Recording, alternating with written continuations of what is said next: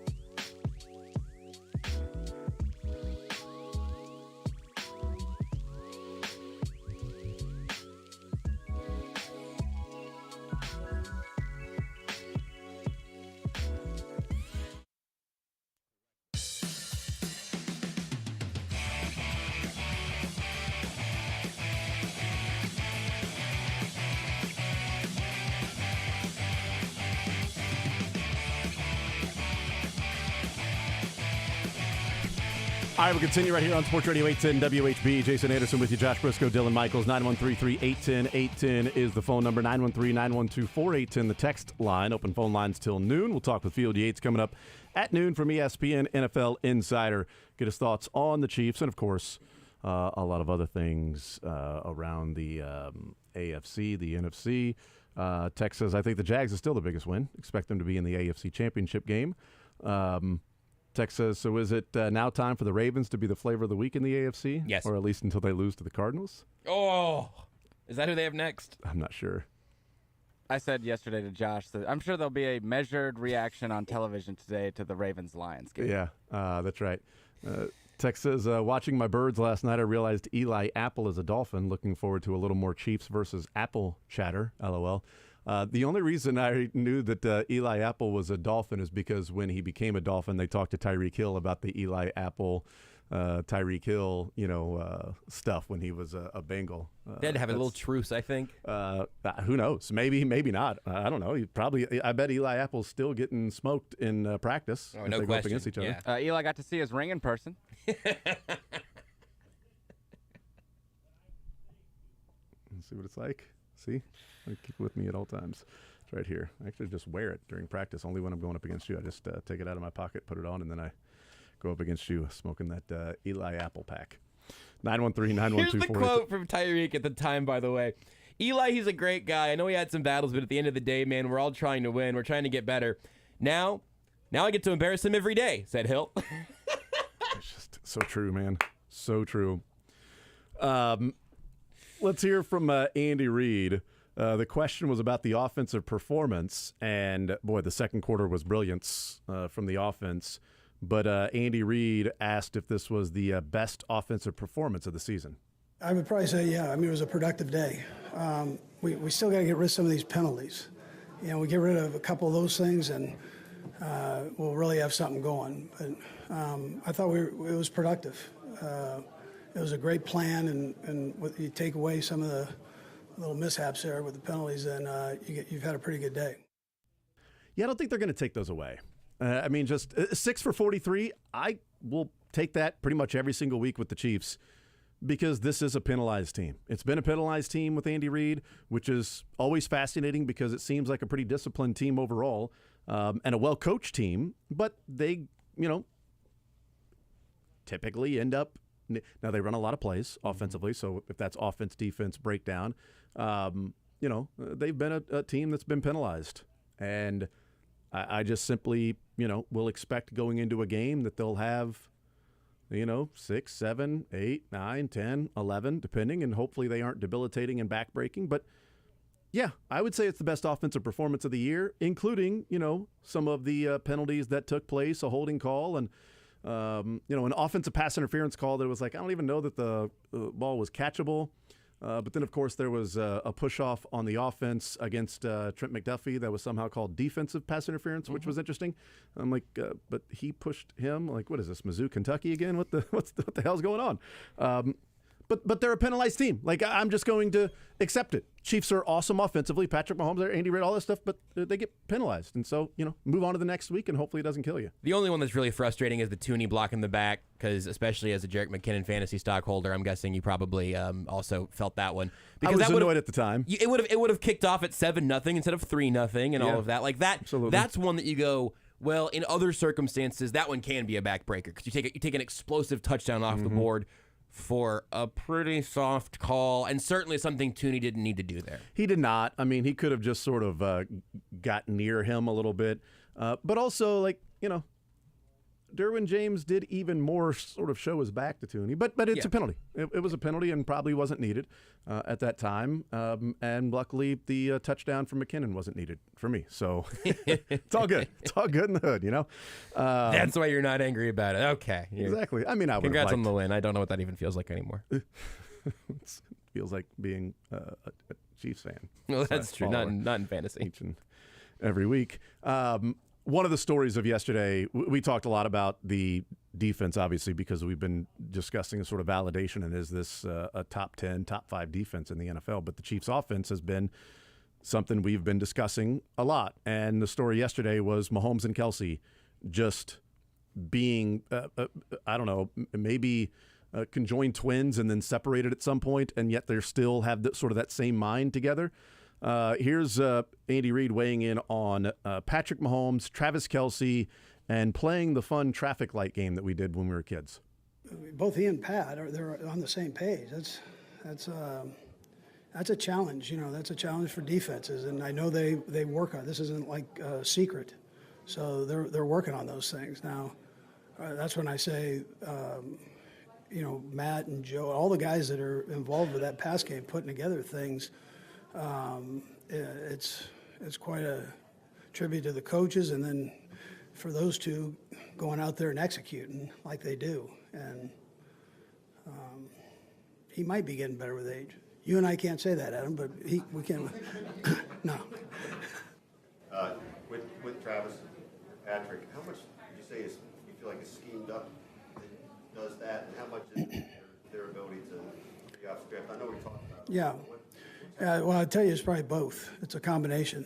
They kind of know where the green lights are and where the red lights are with the flexibility of the play, and they utilize it. Long yellow light, right? So. Yeah, red light, green light, yellow light, and it's brilliance. It absolutely is brilliance. It's art on the field is what they're doing. They're creating on the field within the confines of what the structure is and the scheme is, but you don't have to color inside the lines at all times. You can go and express yourself a little bit more and express yourself in that connection. That, what was the stat, 28 straight? I think they got to 29, maybe? 28, 29 straight. That might have been the 29th. Yeah. Passes to Kelce was a completion. 28, 29 straight targets that resulted in a completion, which is just ridiculous. I mean, and that one was a back shoulder that Kelce should have caught, and I was really hoping he didn't break his wrist on the ground. Like, chill, I get you're upset, but you've already impressed Taylor enough. Yeah. Okay, Everyone's fine. She screamed in a child's face. She's pretty impressed with you, bud. You're good. But here's Patrick Mahomes. And let's go ahead and stick with the theme of the offensive performance. And he weighs in on the best offensive performance so far, but certainly cleaning some things up will do some good. Still just little things here and there. The first drive, the penalty, it just hurts. We play big games like this. Those could be really big. And then the second half, just here and there, just a little miscues here and there. If I can hit Rasheed on that one when they're triple teaming Travis, he's probably going to score. So just little things here and there that I have to continue to be better at. But we're definitely taking steps in the right direction. I'll just say with the interception, just no one look at Quez, because that's who I was supposed to throw to. And he was probably another touchdown. So just cut him out of the picture when y'all look at it. I haven't seen the All-22 yet, but I watched the broadcast play again, and luckily it was in full screen, so I was able to see it. So he throws it to McCole, and you can see up top, MVS is running an over route, and so I think he's got a step or two on the defender as opposed to McCole that, was well covered by Asante Samuel. And so, MVS probably was the right read, whether that's connection or not. Mahomes was also hit by Khalil Mack, sort of pushing Donovan Smith back into Mahomes, so he didn't get all of everything on it that he would have liked to. But maybe he's saying, earlier, I wasn't hit earlier, just hit MVS. And he was looking in that direction, and maybe he was looking in that direction because he's like, no, I want to take this chance, this one-on-one with McCole on the outside. And there were two plays. It was kind of interesting. There were two plays that maybe resulted in points on the board or more points on the board, except Mahomes went to Hardman. So that one right there, the interception to Hardman, and he said Marquez was the throw. And then the first drive, or when they got the field goal, Travis was wide open, right above McCole. Like on that play where McCole went through his hands, it was 3rd and 7, I think, and he throws it, and there's nobody around Kelce who's like 8 yards behind McCole. And I thought when he threw it, I'm like, oh, there's a first down, that's easy. How are they giving that much space to Kelce? But he threw it, and he threw it a little behind McCole, and it's almost like he threw it right in the middle of the two. Yeah. Like, there's McCole, and so I wonder if, I don't know, if that's Sky Moore Does he just throw it right to Kelsey? Right. Or was it McColl's here? Yeah. Hey, McColl's open. I'm going to get McColl the ball here. Yeah. I'm going to throw him the ball here. And he did it a couple of times. And so, that makes sense. That connection is still getting worked out. But it wasn't a perfect day. But good God, it was close. I mean, it was just, Really it close. It was Mahomes' brilliance. Yes. Is what we were watching. We were watching the best to ever do it almost at his best. And you're talking about one of two guys. By context clues, I think you're talking about Patrick Mahomes. But great you point. could just as easily be talking about Travis Kelce. It's a great point. It's a really good point. 32 of 42, 424, 4 touchdowns, 1 interception. And Kelce with 12 of those receptions for 179 yards, another 100-yard first half for Travis Kelce. It's back-to-back, right? Back-to-back games with a 100-yard first half. He had 100 yards in the first half against the Broncos, 100 yards in the first half. Just take the over on Kelce's yards because he's getting that at halftime. He back on pace for 1,000 again. Got to think that did a number. I'll do the math. Yeah, he's if he's not. Orlovsky had it this morning. He's on pace for like 137 catches and 1,300 yards right now. Yeah, he's at 525 now. With the slow start. With a no start. Well, yes, the no start I mean, and then the slow it was start. a no start into Yeah. a slow start, and he would get pacing for 1,000 in 6 more games. I mean, 1,300-yard pacing. A right now no for Kelce. start, a slow start, another injury. That's right. Yeah. And the most high profile athlete in American sports right now. And another, as we talk about the offense developing and taking steps forward, you've got Rashee Rice, who in back-to-back games has 10 targets, back-to-back games combined, 10 targets, 9 receptions, 132 and a touchdown in the last 2 games. The 132 and the touchdown is awesome, but to me, what sticks out is the 10 targets, 9 receptions with he and Mahomes. And we'll get into that touchdown, which I thought was kind of interesting between the two, because that's another development heading in the right direction. So we'll talk about that. We'll take a timeout. We'll come back. More Zone next.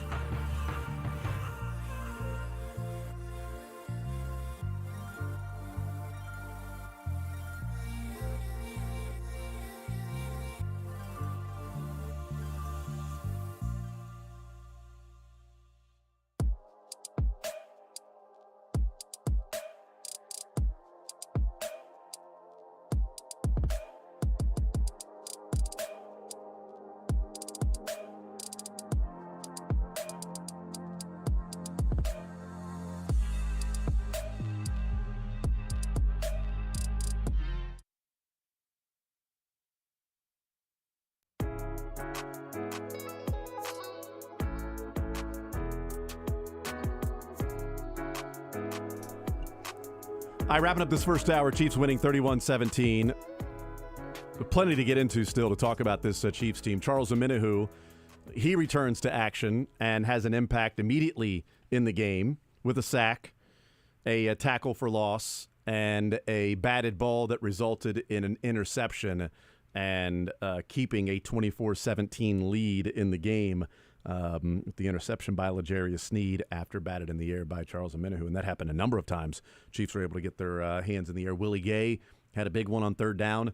That Chiefs were still up 24-17 in the third quarter, and Willie Gay got his arms in the air, batted it down on 3rd and 5, 3rd and 7, whatever it was. It looked like Keenan Allen was decently covered, but it's still Keenan Allen, so it could have been a first down, and who knows what happens after that. But we know what happened. It was a punt by the Chargers, so they were able to do that a number of times, but the defense was awesome. So we'll get into a little bit more of what we saw with Omenihu. The defense overall, Mecole Hardman making his return and almost return for a touchdown.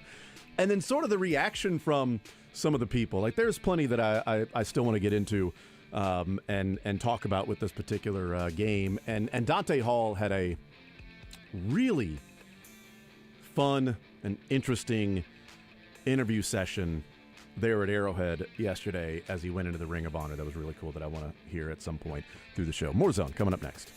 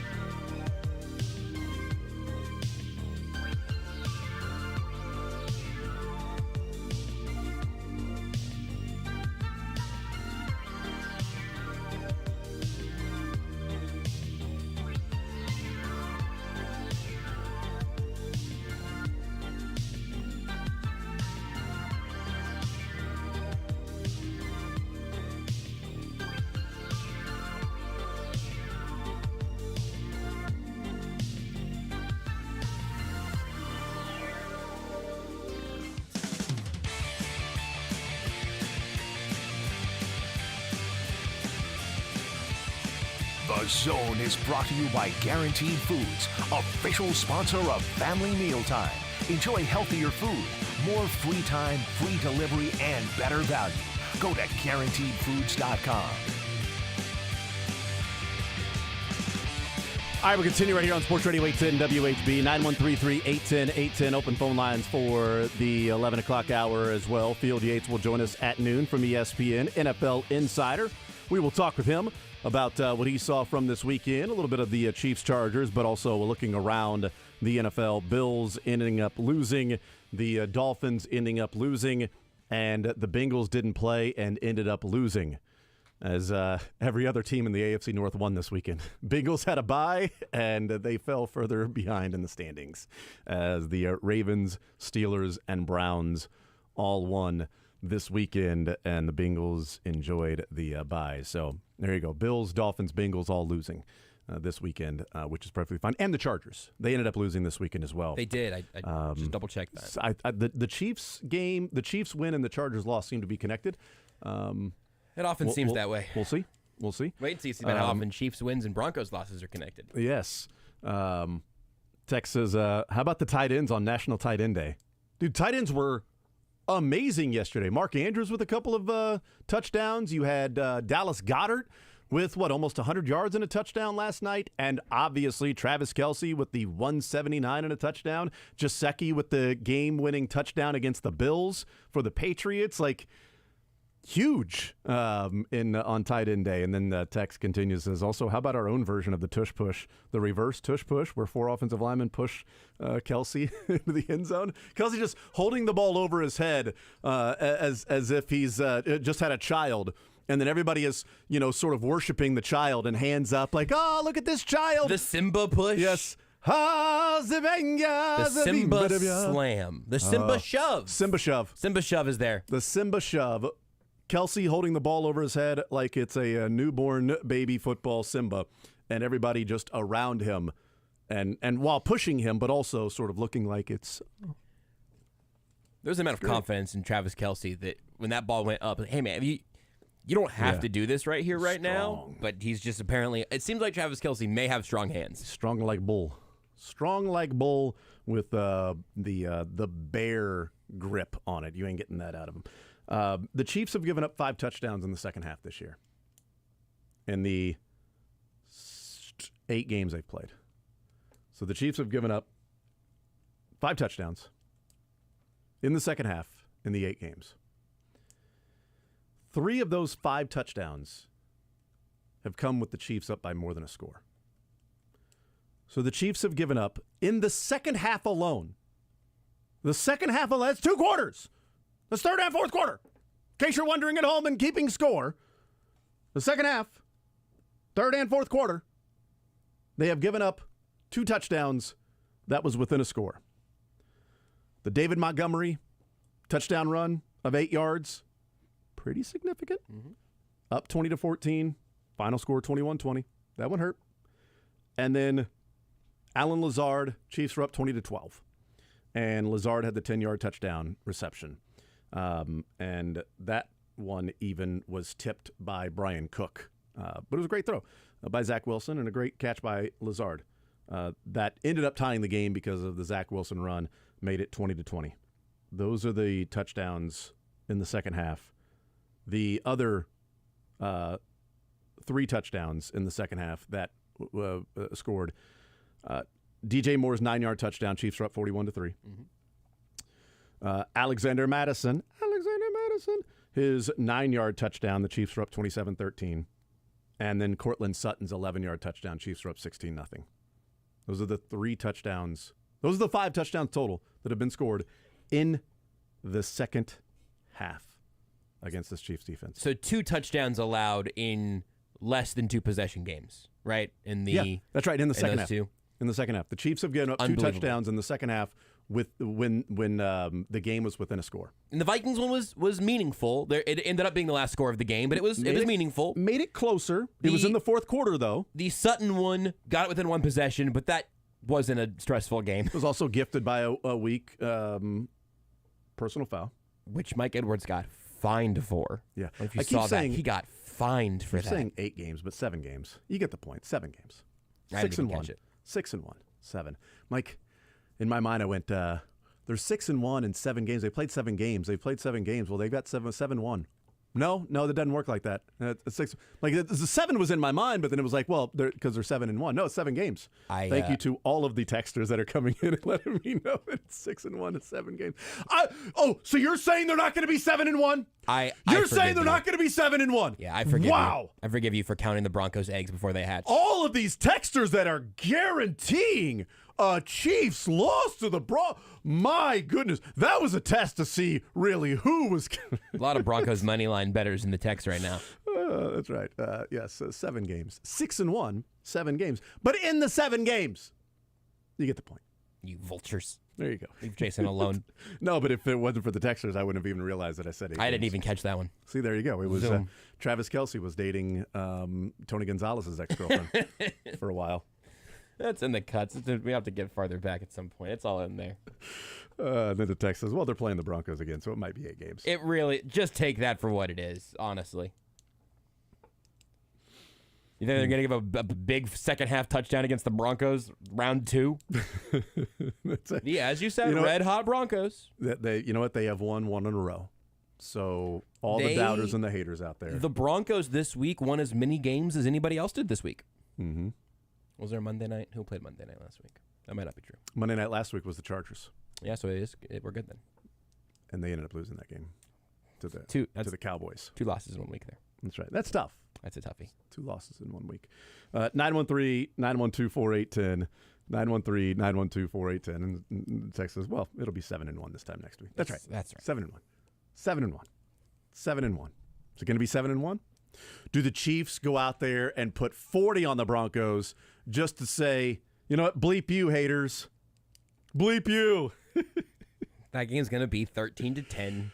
We all know it. You watch your mouth. This is what's going to happen. You know what? I want more than 13% off at Johnny's Tavern. Well, go Next today Monday, then. Okay. Go Get today. 31% off. Okay. 31% off at Johnny's Tavern with the 18-inch New York style pizza. Dine-in only. Dine-in only. At Johnny's Tavern, but 31% off for Johnny's Tavern with the 31 points that were scored. Getting a third of the pizza for free. That's crazy. It's not too bad. Yeah. Not bad at all. Yes. Why don't you know what? If someone goes to Johnny's, why don't you stop by and then give us 31% of your pizza? Get the new Clueloosh, drop off a couple slices at the station. There you go. 913-912-4810 and 913-3810810 open phone lines till noon. If you want to call in and correct us about something. We could use it. Buzzards. I love it. But again, I'd just be sitting here going, it's 8 games in. It's 8 games in. I knew they were 6-1. 8 games. Everybody knew they were 6-1. Let's hear from Rashee Rice. You know what? Let's go the touchdown route adjustment. I want to play this one, and then we'll hear from Patrick Mahomes on Rashee Rice, because I think this is significant in the overall development of the rookie wide receiver. Here's Rashee Rice on that touchdown. On that route, I normally would run like post corner, but he kind of sat outside and stayed low, so I just played football and knew that, Pat will find, a window. Even if he scrambled, he would eventually see me, so I just kind of sat back where no defenders would see me and Pat would.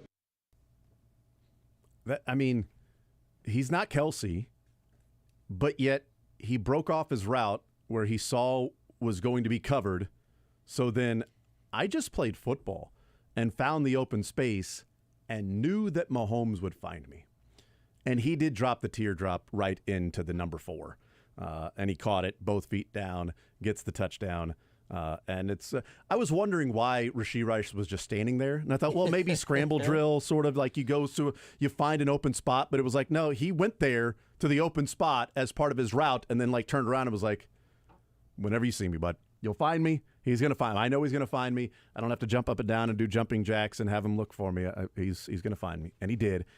And that's also sort of that part of, hey, never stop your route, because, he's thought, well, he'll find you. He'll find you.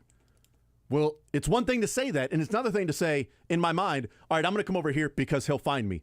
And then he does. So the next time in that situation, you've got somebody that goes, you know what, I know he'll find. Maybe he doesn't that next time, but he did it that time, and it was great. Just that element of development for Rashee Rice was huge to see that and hear that. You don't need him to be Travis Kelce. I mean, if he wants to be, that'd be cool. But like, it is. Hey, can we find some more reliable options who understand how things are working for Patrick Mahomes? And I don't know if you want to go straight into the next Rashee Rice clip, but like that clip there seems like to me a result of everything he talked about in this other clip about hitting the ground running and all of the standards he set for himself, despite the fact that it's a very difficult thing for a young receiver to do in Andy Reid's offense. It makes me very, very excited to see what that growth continues to look like. Let's hear from that. Here's Patrick Mahomes weighing in on Rashee Rice's development and even looking at the pre-draft workout down in Dallas. Yeah, he's just learning, not only from me, but from Travis, from Marquez. He takes in information well. He learns. And we continue to give him more, and he continues to get better and better. And so he's obviously a physical player. I think y'all can see that. But the way he's able to kind of start recognizing coverages and get himself open is starting to really translate. And then we'll continue to get better and better. And if I can hit him on that one route, it's even a bigger game. So I think he's done a great job. But he can't be satisfied. He's got to continue to get better if he wants to be the player I think he wants to become. And I know you had those few passing sessions with him even before the draft. Obviously, it's not against the defense, but what could you tell even before the draft that led you to believe he could be maybe this good this early? I think the biggest thing I could tell, I mean, obviously you see the physical stuff. I mean, everybody has the physical stuff, but when I have those passing sessions in the offseason, I think y'all know when I'm talking through stuff with the receivers, I'm talking about recognizing coverages and stuff like that. And I could tell, even though he didn't know because he hadn't played in the NFL, he had a good grasp of feel. Like he understood how to kind of settle in certain areas. And if he made a mistake, he would fix it the next time. And so I think that was the biggest thing that I saw with him. I mean, obviously the physical stuff is there, but the way he was able to comprehend and do stuff and adjust on the fly, I think that stuff is what is going to makes you great in this offense. And I think he does a great job of it. Adjusting on the fly. And that's where we talk about Mahomes and Kelce's amazing relationship. And it's also what we talk about with sometimes the difficulties of an Andy Reid offense for a rookie. And historically, that has not been great for the Andy Reid offenses for rookies. Rashee Rice, looking at his draft class, he ranks 4th in receptions, everybody in his draft class, and then 4th in yards. But if you look at those players drafted after him, also he's 2nd in touchdowns behind Jordan Addison that has 4. He's got 3. But if you look at the players drafted after him, he's 3rd in receptions. Josh Downs has 33. He has 26. And Puka has 1 million. Puka has 58. Good Lord. The 5th rounder, Puka, 177th pick overall, has 58 for 752 yards. Josh Downs has 33 receptions for the Colts for 401 yards. And then Rashee Rice, 26 receptions for 305 and 3 touchdowns because Puka Nacua has 2 and Josh Downs has 2. But the players selected right after and I should point out that Michael Wilson for Arizona, I just noticed this, has 340 yards receiving this year on 21 catches. So for Arizona, it's pretty good. It's more than Rashee Rice. So he actually ranks 3rd in receptions of everybody drafted from him, and then 4th in yards. That's interesting. But the players drafted right after him. So Rashee Rice goes in the 2nd round, number 55. Marvin Mims has 10 receptions for 240. Tank Dell has 19 for 320. Jalen Hyatt has 9 for 195. Cedric Tillman has 1 for 5. We mentioned Josh Downs and Michael Wilson. Trey Tucker has 4 receptions. Darius Davis has 5. Charlie Jones has 1. Tyler Scott has 7. A number of them coming in the last couple of weeks with his best friend. Is it Bagent? I think so. I was afraid to mispronounce his name also. Yeah. He and Tyler Scott apparently are Big Tyson. Best friends, sit on the plane together and room together and all of that stuff. So that player starting and playing quarterback has been good for him. Justin Shorter, no receptions yet. Dontavian Wicks, 8 receptions. Puka! And then Parker Washington, 0. Kayshon Boutte, 0. Trey Palmer for the Tampa Bay Buccaneers, 94. A.T. Perry, 0. Elijah Higgins, 1. Xavier Hutchinson, 1. Io Cevis, 2. Demario Douglas, 14. And then everybody else 0 until you get to Ronnie Bell with his 3 catches, 31 yards, and a touchdown. Yes, sir, for Ronnie Bell.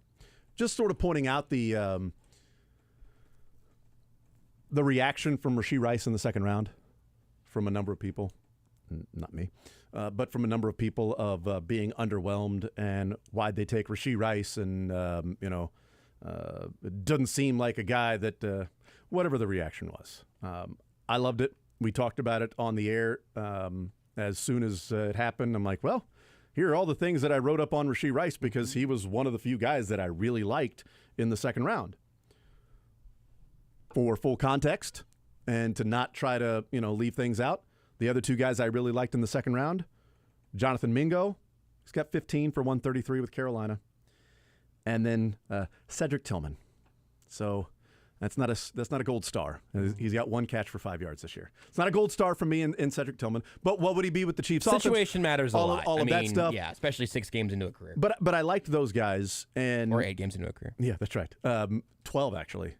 Cedric Tillman actually 12. Can you believe he's already played 12 games? It feels like the Browns are on TV like 3 times a week. That's right. They were on TV for a game and a half yesterday. 5 were. quarters. They were at least on, a game and a quarter. They were on my TV for 5 quarters yesterday. They sure were.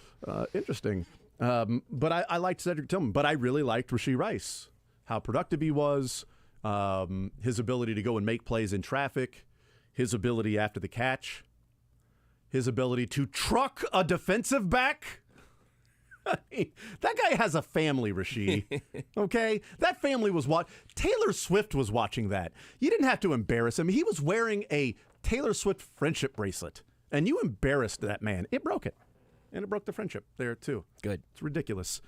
Here's Rashee Rice. This ties in a couple things. I want to play the post game on ESPN with Lindsey Theory on the field on ESPN after the game, and there's a tie-in with this and then something else that happened over the weekend in the game against the Chargers. So here's Rashee Rice with Lindsey Theory on the field after the game. Rashee, a 21-point second quarter for you guys, including a touchdown by yourself. How was this offense able to get going so quickly? Just by being able to come out and have the confidence, basically being able to know that we prepare really well during the week of practice. This defense has been doing it all season, but what did you see from that group holding the Chargers scoreless in the second half? Like I said last time, that defense is tremendous. We got great players all around. Even when guys come out, guys are always ready for the opportunity. We compete against each other. Beast, what? You a beast, fool? My dog, chill out, man. But yeah, we compete against each other all the time, so we know what to expect when those guys come out for the games. We're just ready to watch them do it against someone. With this win over the Chargers, you guys take a commanding lead in the division. What does that mean at this point in the season? All that means for us is just keep our head down, keep going, and prepare for the next opponent. And then finally, the connection between Patrick Mahomes and Travis Kelce as their teammate. What do you see there? I love it. I love being able to watch it, being a part of it, everything. It helps the team. As much as I like to get the ball, I do like watching Trav have the ball in his hands, so I can't complain at all.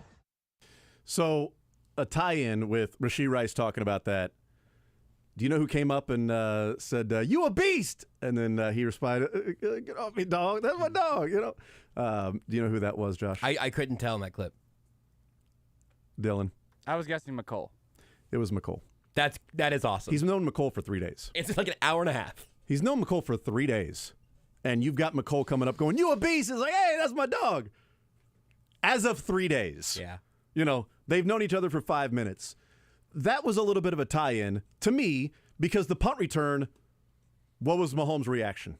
Like just jumping up and down, doing jumps down the sideline to go and get to McCole.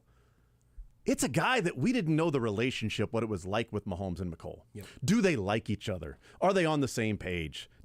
Is Mahomes more annoyed at McCole than actually, enjoys, being a team, having him on the field? Would bringing McCole Hardman back give Patrick Mahomes a liked and trusted weapon, or the fifth one he doesn't actually feel like he's on the same page with? Yeah, and he went to him on a big third down that they converted. He went to him earlier in the game on a third down, which he missed, and he even talked about, I missed him. Yeah. He also missed a wide open Travis Kelce, but he wasn't perfect, and nobody is, but damn, he was close. But McCole's punt return, the reaction from the team, Mahomes throwing to him multiple times, and then Rashee Rice after the game McCole going up to Rashee Rice in the middle of an interview going, "You a beast! You a beast!" Like, it's an immediate. Yeah. You go. It doesn't feel like this guy's taking my reps. No, Here comes not at McCole all. Hardman. This guy's taking my reps. It's a hell yeah. Welcome back. Let's get it. And that relationship quickly with Rashee Rice. I just thought that was interesting of the people. It's one of the reasons why I played it.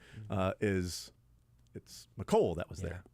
It's a lot that we talked about after Hardman's presser, and Matt and I talked about it more last night too. Like, because I think it's unfair to sort of like paint McCole Hardman retroactively as this like immature, selfish, whatever, because I really don't think that was ever him. But in that entire sort of era of not really knowing what your role was and how fans were thinking about you and what your reputation was, and maybe not getting to use all of your skill set, you try somewhere else, and the combination of 5 weeks in New York and the completely harrowing experience last season that we learned about this week, and not being able to walk for almost a week. I mean, so many things seem to have happened to and around McCole Hardman over the last 6 months or so, that for him to be back in this space again, where the Chiefs have fully re-embraced him just as much as he has looked thrilled every second he's been here, is just like a really cool reuniting kind of story that Dylan and I were talking last night, that like all vibes team, first team, McCole Hardman, I guess. Yeah. Like I guess that he's just supposed to be there for that. And I don't know how many vibes you can get for a 5th round compensatory pick. Like, I still have a little bit of like a little needle in my side on the compensation and whatnot, but it feels a little bit different to have like an excited wide receiver room as opposed to one that, I don't know that this is actually how it's been in the locker room, but from afar, kind of feels on edge, kind of feels nervous. Like when the ball goes to Sky Moore, I like hold my breath because it feels like one drop could be the beginning of the end for real. And then yesterday, Sky Moore, it was like, 2 for 14 or something, but a couple of pretty big catches, a couple chain-moving kind of plays. And you go, oh, that's a nice play from Sky Moore. Well, without a huge game from Travis Kelce and a big game from Rashee Rice and McCole Hardman being in the mix again, huge broken play touchdown for MVS, Sky Moore, 2 for 15 on 3 targets, is something that would have been a negative talking point last week. And now it doesn't feel like that big of a deal, which again is more about Kelce, MVS, and Rice than it is about McCole Hardman. But I think that's a really interesting kind of vibe check to recalibrate to. I think it's a lot about Rice. And the reason I think it's about Rashee Rice is the frustration with Sky Moore is it's Kelce and there's nobody else. Yeah. Who's there? Right. What's going on? Who's there? With the development of Rashee Rice, and again, the last 2 games combined, 10 targets, 9 receptions, 133 yards and a touchdown, and a huge 38-yard catch at their own 4-yard line, the Chiefs were. The first play of that drive, by the way. That was the first play of that drive that Mahomes, sitting in the end zone, throws it to Rashee Rice. And he catches it and, picks up a ton of yards after that and has, 38 yards. Chiefs score a touchdown on that drive eventually. And the development of him, I think, has taken a lot of pressure off of the consternation and criticism of Sky Moore because, okay, he's a second rounder. You'd like him to be a lot better, but you don't feel like him as a second round not living up to his billing, and therefore it is hurting the Chiefs team, and nobody is there besides Travis Kelce because MVS is what he is, and Justin Watson is what he is, and Sky Moore is not what he was supposed to be. Yep. Well, Rashee Rice becoming this has a little more of, hey, let's talk Rashee Rice, and less of what's the deal with Sky Moore right now.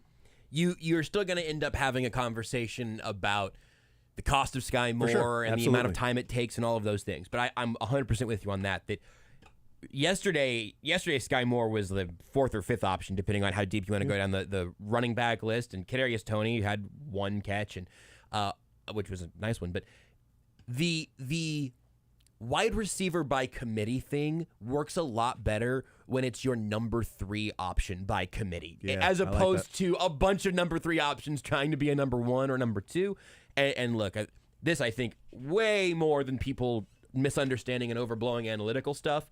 The worst thing that on Brandon Staley's resume is, you've like definitely, I could have sworn you'd played number 87 before. Like I thought for sure you had seen him do terrible things to your defense. And then even on, was the third and whatever, when Mahomes scrambled for 20-some yards, and you literally just have your guys on the line of scrimmage and everyone else has their heels on the first down marker. Romo was dissecting that in real time of like, why are they giving the Chiefs so much space, so much cushion? I appreciate it, Brandon Staley. Thank you for that, I guess. Probably covering MVS, I think. that's what MVS's theory was that you got to keep the MVS thing was kind of funny because he talked about that in his presser of like, sometimes you got to take away me and the big play and whatnot. It's like, well, I think defenses probably start with Kelsey first, but with the way that the big plays have been restricted a lot this year, when you see those seep through, when you do have a vintage Travis Kelsey game, you have Rashee Rice look like the number one wide receiver on a team with the number one pass catcher is, of course, the tight end.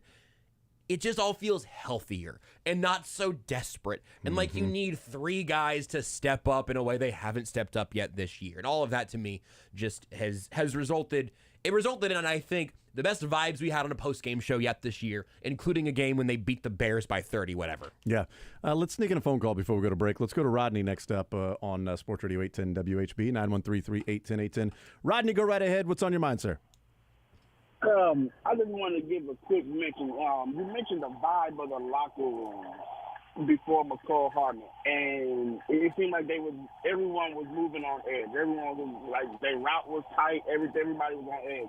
I think McCall Hardman made everybody get loose because I guess the first practice, I remember, I think it was Matt Garrett tweeted it out and showed a video when the wide receiver broke the huddle, and for a drill, he did what that him and Tyreek Hill and the rest of the wide receiver room did, the slide back, and do their dance. Right. And when he did, he said, "Wait a minute, we don't slide no more." He was the only one that did it. Yeah, this is different. And he was like, "Nah, man, we got to get this energy going." But I think his energy alone did more for the wide receiver room and got them to be relaxed and chill. Like, bro, y'all need to understand who we are. We are Patrick Mahomes' weapons here. Let's get that clear. And I think that's what he brought to the wide receiver room, because not just Patrick Mahomes played relaxed, the whole offense played extremely relaxed and just played ball. And come on now, we got nearly 300 yards passing in the first half. But I just wanted to mention that. Yeah. Rodney, I appreciate the phone call, man. That's a good point, because I remember seeing that video last week, too. They broke the huddle, and he did the slide, and he's like, whoa, hold on. What are we doing here? And I bet they do it from now on. It's a great take. I think that's a really good example and a good way of putting it kind of through that specific lens, which, again, is so impossibly difficult for us to quantify, of intangibles of a locker room. But think about what we know from, like, the guys personality-wise. You go to the tight end room, and Travis Kelsey is a, all first team teammate, but he's in his mid-30s and is in the training room all the time. MVS is comfortable in the offense, but he's a relatively serious seeming kind of guy. Like, he's a professional in that way.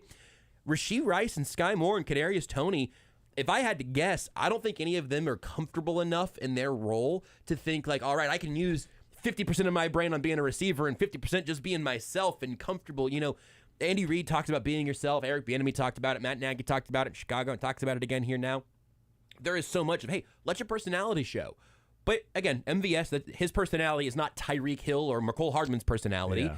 And I think Rashee Rice and Kadarius Toney and Sky Moore, we got to talk to out at the MVS charity softball thing, and he's a fun guy. Yeah. But I don't know if he's wacky. You know what I mean? Like, I don't know who is going around checking on everybody else to make sure their energy's in a good place. Jerick McKinnon's that guy. Yeah. We saw him do that to Andy Reid before the Vikings game. I can't remember when it was, but one of the recent games, he was over trying to gas up Andy Reid. Like, there are guys like that, the energy-giving type of guys. And if the wide receiver room is a bunch of dudes who are still trying to get their footing, it's hard to be the one making sure that everyone's also, that you're so confident you can check on everybody else too. That I think Hardman brings some of that. Yeah. And we'll see what that impact may be moving forward. He played 11 snaps in the game. Kadarius Toney played 13 in the game. Justin Ross played 18? I think Justin Ross. Did he really? I looked at some of the snap counts today. I didn't even look at receivers. Justin Ross had almost Ross played more snaps than Kadarius Toney did. Yeah. Yeah, Justin Ross had almost as many snaps as Toney and Hardman combined. He did have a penalty, though. And I think that was the only time we got his name That was his called. only. That was his only target, right? Only target, even though it doesn't count as a target because it was an Yeah. accepted penalty. So we'll take a timeout. We'll come back. We'll continue rolling. More Zone next.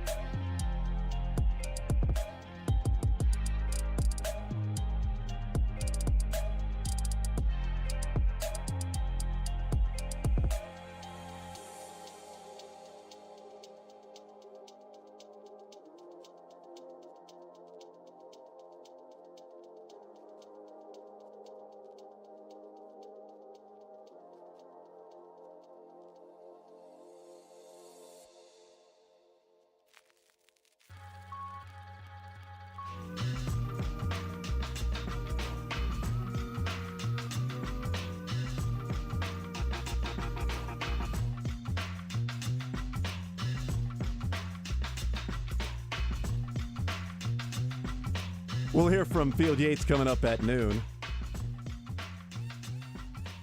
Let's bring in Paul to the conversation, 913-381-0810. Paul, next up on Sports Radio 810 WHB. Paul, go right ahead. What's on your mind, sir? All right. Hey, the heavyweight champion Super Bowl quarterback of the world resides in Kansas City. But if you watched all the sports talks, which I did this morning, you would never know it. It was Jalen Hurts. It was Lamar Jackson. It was Matt Jones. If Kelsey was in Buffalo, Josh Allen would be a superstar. And I just think it's disingenuous that they don't give – and I know they talk about Mahomes in some respect, but they don't talk about his field generalship. But he is the reigning heavyweight champion right now, and he got nothing today. And I was really stunned by it. I mean, I don't know what you guys think about that, but they don't talk about his field generalship. It was all, Kelsey's great, they're finding open spots. But, boy, Lamar Jackson, man, he's lifting those Ravens on his back. And Matt Jones, what a great placement of balls. I mean, I don't know. I was kind of frustrated by that this morning, guys. Paul, I appreciate the phone call. I will say this. You bet. It can be difficult at times if you're a national show to simply say how great Mahomes is all the time. You know what I mean? Like the storyline can be the Ravens offense with the new offensive coordinator and what it's going to mean for Lamar. They get him Odell Beckham Jr. and Zay Flowers and not just Mark Andrews in a running game. What can he do in that offense? Can it be a passing offense? Let's see what it looks like. And then yesterday you get a view of what it looks like. I totally understand that. Jalen Hurts and Tua last night and all of that stuff, and Jalen Hurts playing through what could be a hyperextension or MCL, whatever it might be, but playing the second half of the knee brace and still going out there and playing well and doing what they have to do when they have to do it late in the game and beating the Dolphins and all that stuff. Yeah, I totally understand like those conversations. It's also the direct logic behind the way we react and overreact every single week, because you're right. From a national perspective, it's hard to play the same note over and over and over again. And in some regard, we saw it from the other side of like, how many bleeping days in a row are you going to talk about how good Tom Brady is? Talk about something else. Talk about Alex Smith of the Chiefs. They've got a chance to win the division. Like we've played both sides of that. But I will say that, as it is kind of a challenge to just sort of hit that same note over and over and over again, I volunteer as tribute. I will be the one brave enough to, on a daily basis, talk about how great Patrick Mahomes and Travis Kelce are. You're welcome, America. I'm your guy. Well, this is coincidental or ironic, I'm not sure. But as Paul, says that, I want to play this clip from Get Up from this morning. This is with, it's mainly Ryan Clark and Rex Ryan. But there's a little drop-in by Greenberg. Greeny. Hey, Golick. Yes, Greeny. Now it's yes, #Greeny. That's the show still alive? Not sure. I think that's just not sure at all. Oh, Johnny's Tavern's got some pizza for us. Are you kidding me? Are you kidding me? We got pizza. I don't even care what we're going to talk about next. Either. I'm not even sure. Talking about Get Up. Yeah, I'm going to get up for some pizza. I'm about to. Jeez. Let's play this clip. It's about 2 minutes long or so. Perfect. That's plenty of time to get pizza moving. It starts with Rex Ryan talking about the defense, but it goes into Ryan Clark and him talking about the offense. But Ryan Clark says something that I had been mentioning the last few weeks, and then there's a drop in from Greeny, which kind of goes against what Paul was just saying, but it doesn't mean that this was the entire day so far of analysis. It just happens to be the clip that I saw that I really enjoyed. Here, take a listen. This is the best defense that Andy Reid has ever had in Kansas City. Yep. And so Spagnuolo's doing an amazing job. But this team, what's the best unit on the field? Might be their defense. Yep. Yeah, and we've said that all season. I mean, you start off with the Detroit Lions game in which they lost week 1. They only gave up 14 points. Right. If you remember, they lost because Brian Branch gets the pick 6 on the tip from Kadarius Toney. But here is what stands out to me about the Kansas City Chiefs. The entire season we talked, what's wrong with Patrick Mahomes? They can't get any offense going. Is there a stranglehold on the AFC going away? Is it loosening? They're 6-1. But when you look at this team, though, we sit here and we wonder what's going on with the Kansas City Chiefs. But they're atop the AFC again. Yeah. And they are because of that defense. When the offense was trying to find themselves, this defense kept them in every game and won those games. And now, even though we're seeing Patrick Mahomes, to me, be more reliant on Travis Kelce than I'd like him to, than he ever has, They're finding ways to make it work. And this is, again, the team to beat. Andy Reid is unbelievable. The defense is better than I've ever seen. But at the end of the day, Andy Reid, there's one thing Mahomes does that Andy Reid has nothing to do with.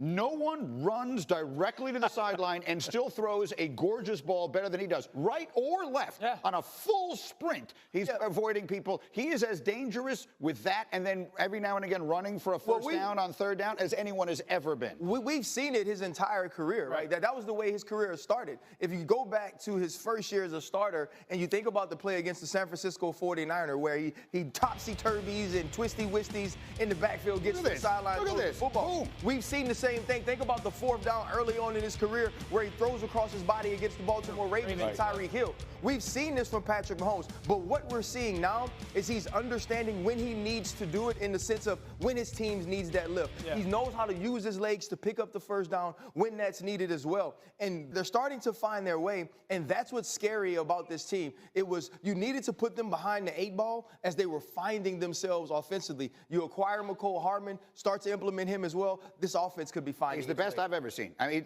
he's the best. I've been watching the game 50 years. He's the best player I've ever seen at that position.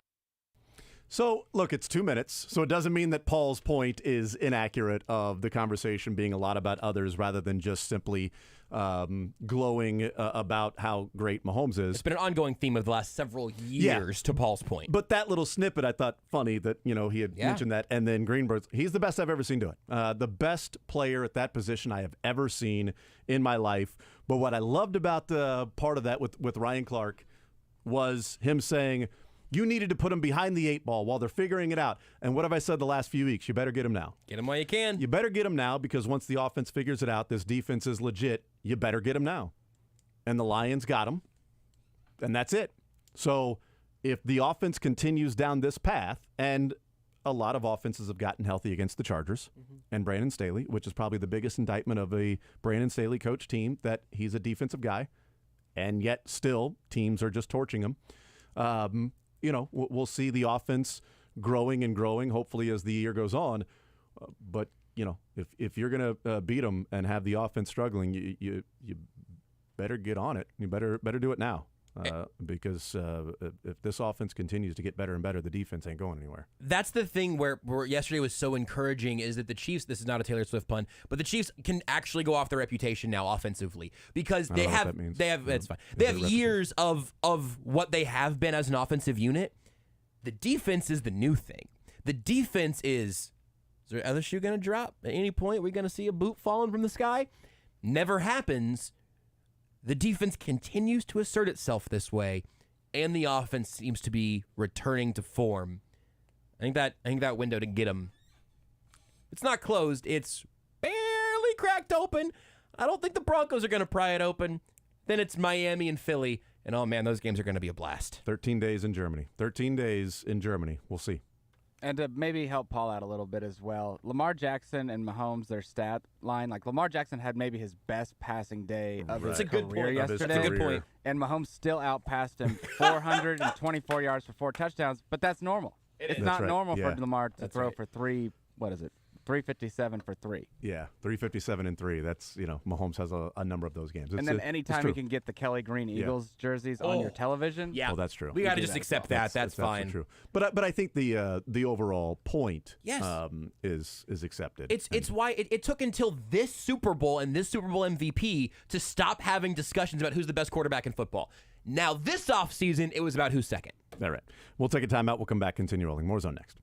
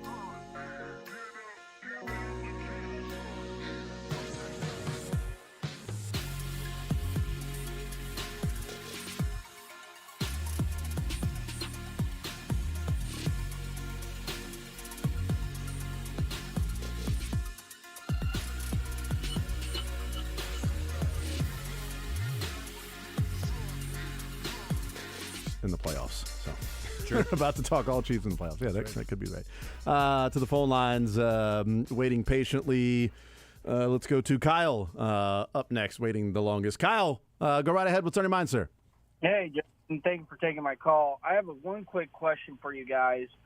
Do you think Andy Reid waited to open up his playbook more in this game than the last couple of weeks? Because in the Denver Broncos, he seemed more conservative than in the last couple of games, and then this one, it seemed like he opened up the playbook more. I'll listen off the air. Thank you for taking my call. Kyle, I appreciate the phone call. I would say that it seems like they open up the playbook more when they score and they're successful.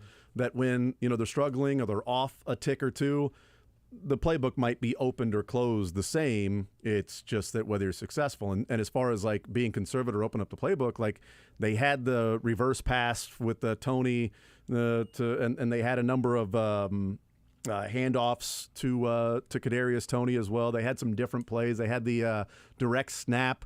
They had the fake field goal all against the Broncos. So they did a number of different things in that game. But when you're more successful, it seems like, hey, they should call these plays throughout the season. And how many of those plays were created because Mahomes was able to scramble, get outside the pocket, and do some of those things as opposed to just in the construct of the play, read 1, 2, and 3. The MVS touchdown was clearly outside of the play. A lot of the Kelsey stuff is Kelsey stuff, and yeah, I think there's something to that. Scott, next up on Sports Radio 810. Scott, go right ahead quickly. Scott, we're almost out of time, but go right ahead. What's on your mind? Fellas, I just wanted to know how the simulcast with Mary Kay Cabot from Cleveland went in the 10 o'clock hour.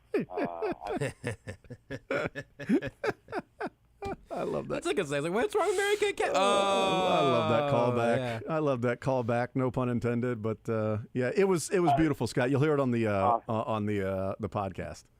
Awesome. Real quick, I was watching the game with my wife yesterday, and she was like, as you alluded to a couple seconds ago, is like, why aren't they covering Kelsey? And I said, well, watch, because right after the play, she said that like right before the play to Rashee Rice from the goal line. I said, well, watch Kelsey on this play. They literally ran two people to Kelsey, and Rice broke right behind Kenneth Murray, wide open.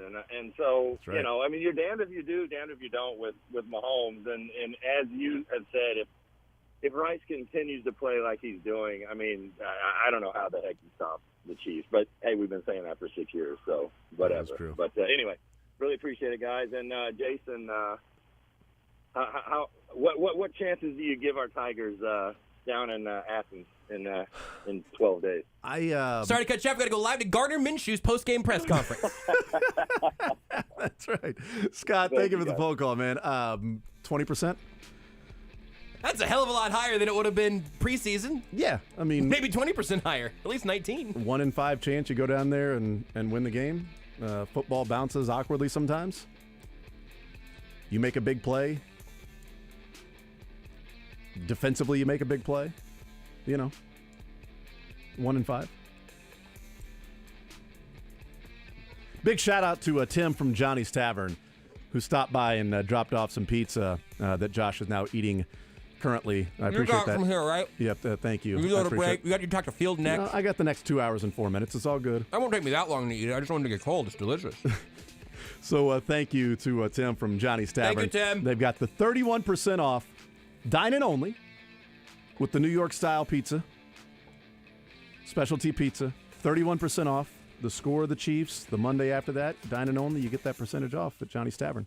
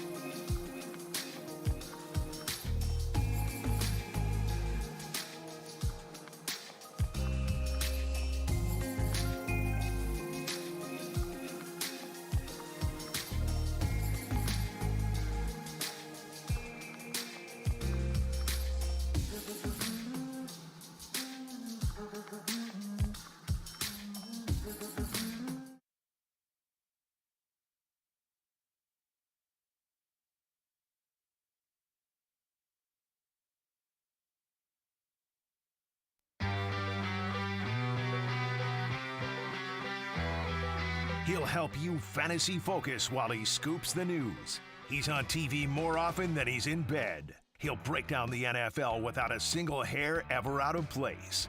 It's Field Yates of ESPN. Now in the zone with Jason Anderson on Sports Radio 810 WHB. All right, we'll continue right here on Sports Radio 810 WHB. We'll hear from Andy Reid. Press conference coming up a little bit later on this hour as they get ready for the Denver Broncos sitting, turns out 6-1 on the season as they knocked off the Chargers 31-17 in that game yesterday afternoon. Joined now by our NFL insider from ESPN. Field Yates is our guest here in the zone. Field, what's up? How are you, sir?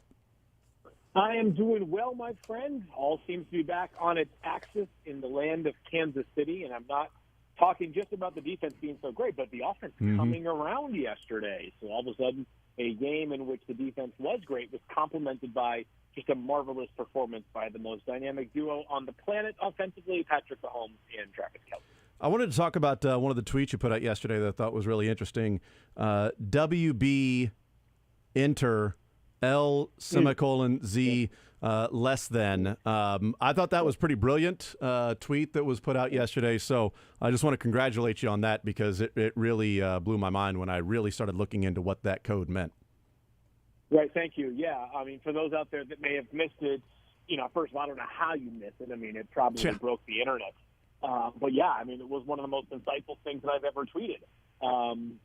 Yeah, more seriously, Jason, I learned a valuable lesson yesterday. This year, now that I have two children, and they're both under the age of 2, I need to be home a little bit earlier on Sundays than I have been for the past decade. So I've been coming home for the afternoon slate of games, and I've been opening up every device that I have. So I've got my TV, I've got a second TV going, I've got my laptop, I've got 2 iPads going, I've got my phone, and my laptop is open with Twitter, and my nearly 2-year-old daughter thought it would be fun to just start pecking away at that keyboard, and that's what she came up with. So you can decide whether she has a bright future in social media or if we're doomed, then I should just take away every device from her going forward.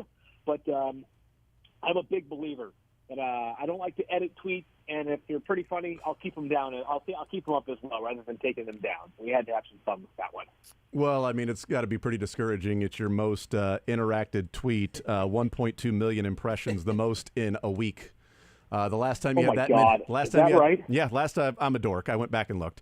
The last time your tweet, not a retweet, your actual tweet was Jared Goff's stat last week when you said the last 17 games for Jared Goff and all the numbers and they're 13-4 has 1.7 million impressions over a week.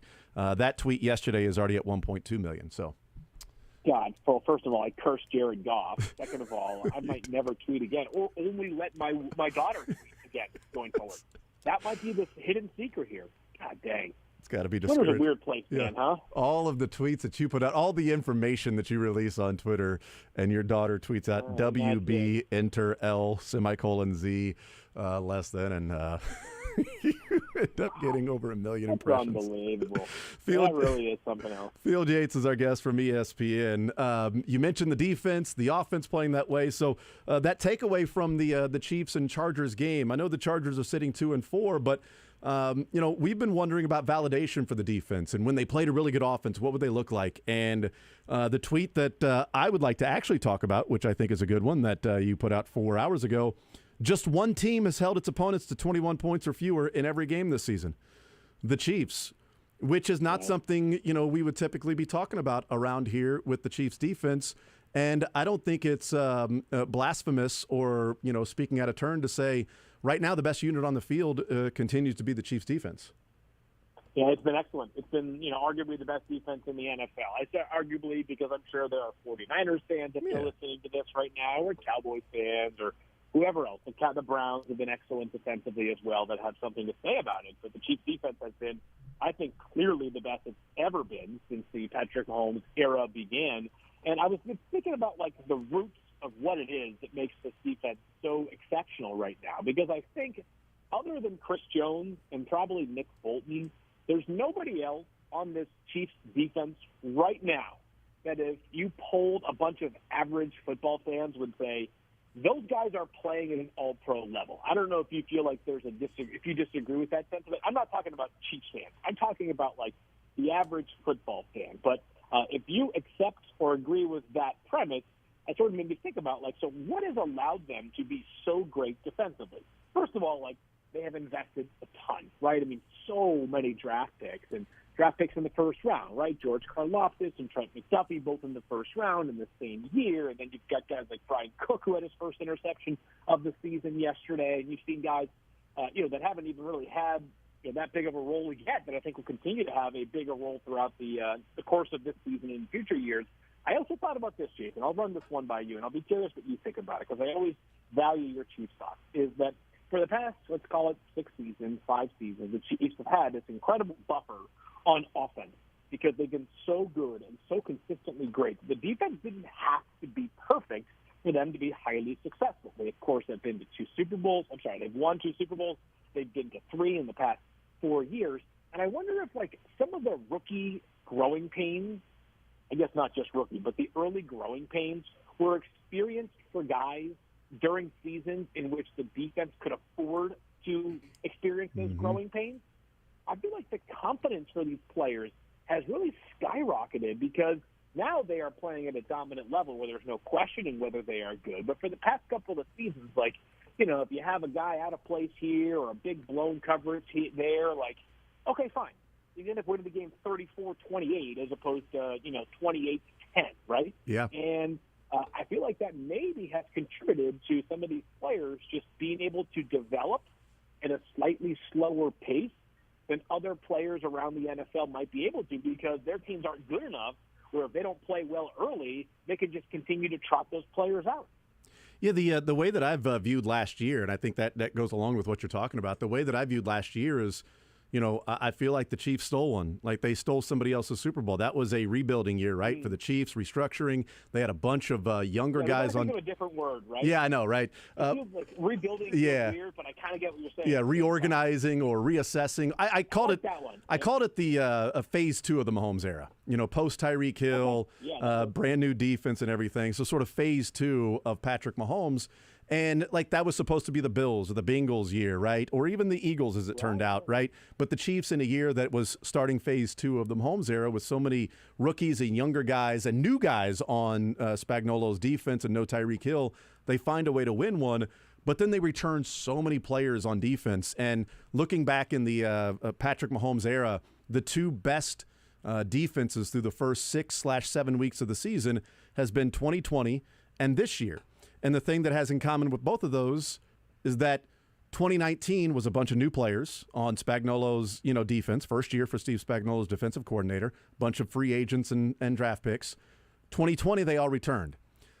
They won the Super Bowl in 19. 2022, a bunch of new guys, draft picks, free agents. They win the Super Bowl, and then they all return this year. I'm not saying they lose the Super Bowl in the this year, but I think that's what those 2 defenses have in common is there's been twice in Spagnuolo's time in Kansas City that he's had a defense where a lot of the same guys, almost all of them, have returned from the year before, and both times it's sort of looked like this. Not as 2020 wasn't as dominant as this, but it's looked like, okay, this Chiefs team might actually have a good enough defense. Yeah, I probably can't put a price on the continuity the Chiefs have experienced this year. And, and the offense, I think, has the ability to absorb continuity breaks more just because, the principal has been there and Patrick Mahomes and will be there for a long time. And obviously Travis Kelce, other players as well. But you swap out 2 tackles and, candidly, and this is not, this is not the day in which you're going to criticize a bunch of players, but I think the tackles have, been a problem in some ways, right? I mean, holding penalties and obviously illegal formation penalties on Juwan Taylor, and those have been, that's probably an area which I think the Chiefs probably would admit that they could be a little bit better in, but still they can afford that because of the quarterback and the infrastructure around them. Defensively, the continuity has been exceptional, and the other thing about the defense is that when you are playing on a team that even in a down year, like the Chiefs' down year offensively in the first 6 weeks prior to yesterday was still a top 8 offense.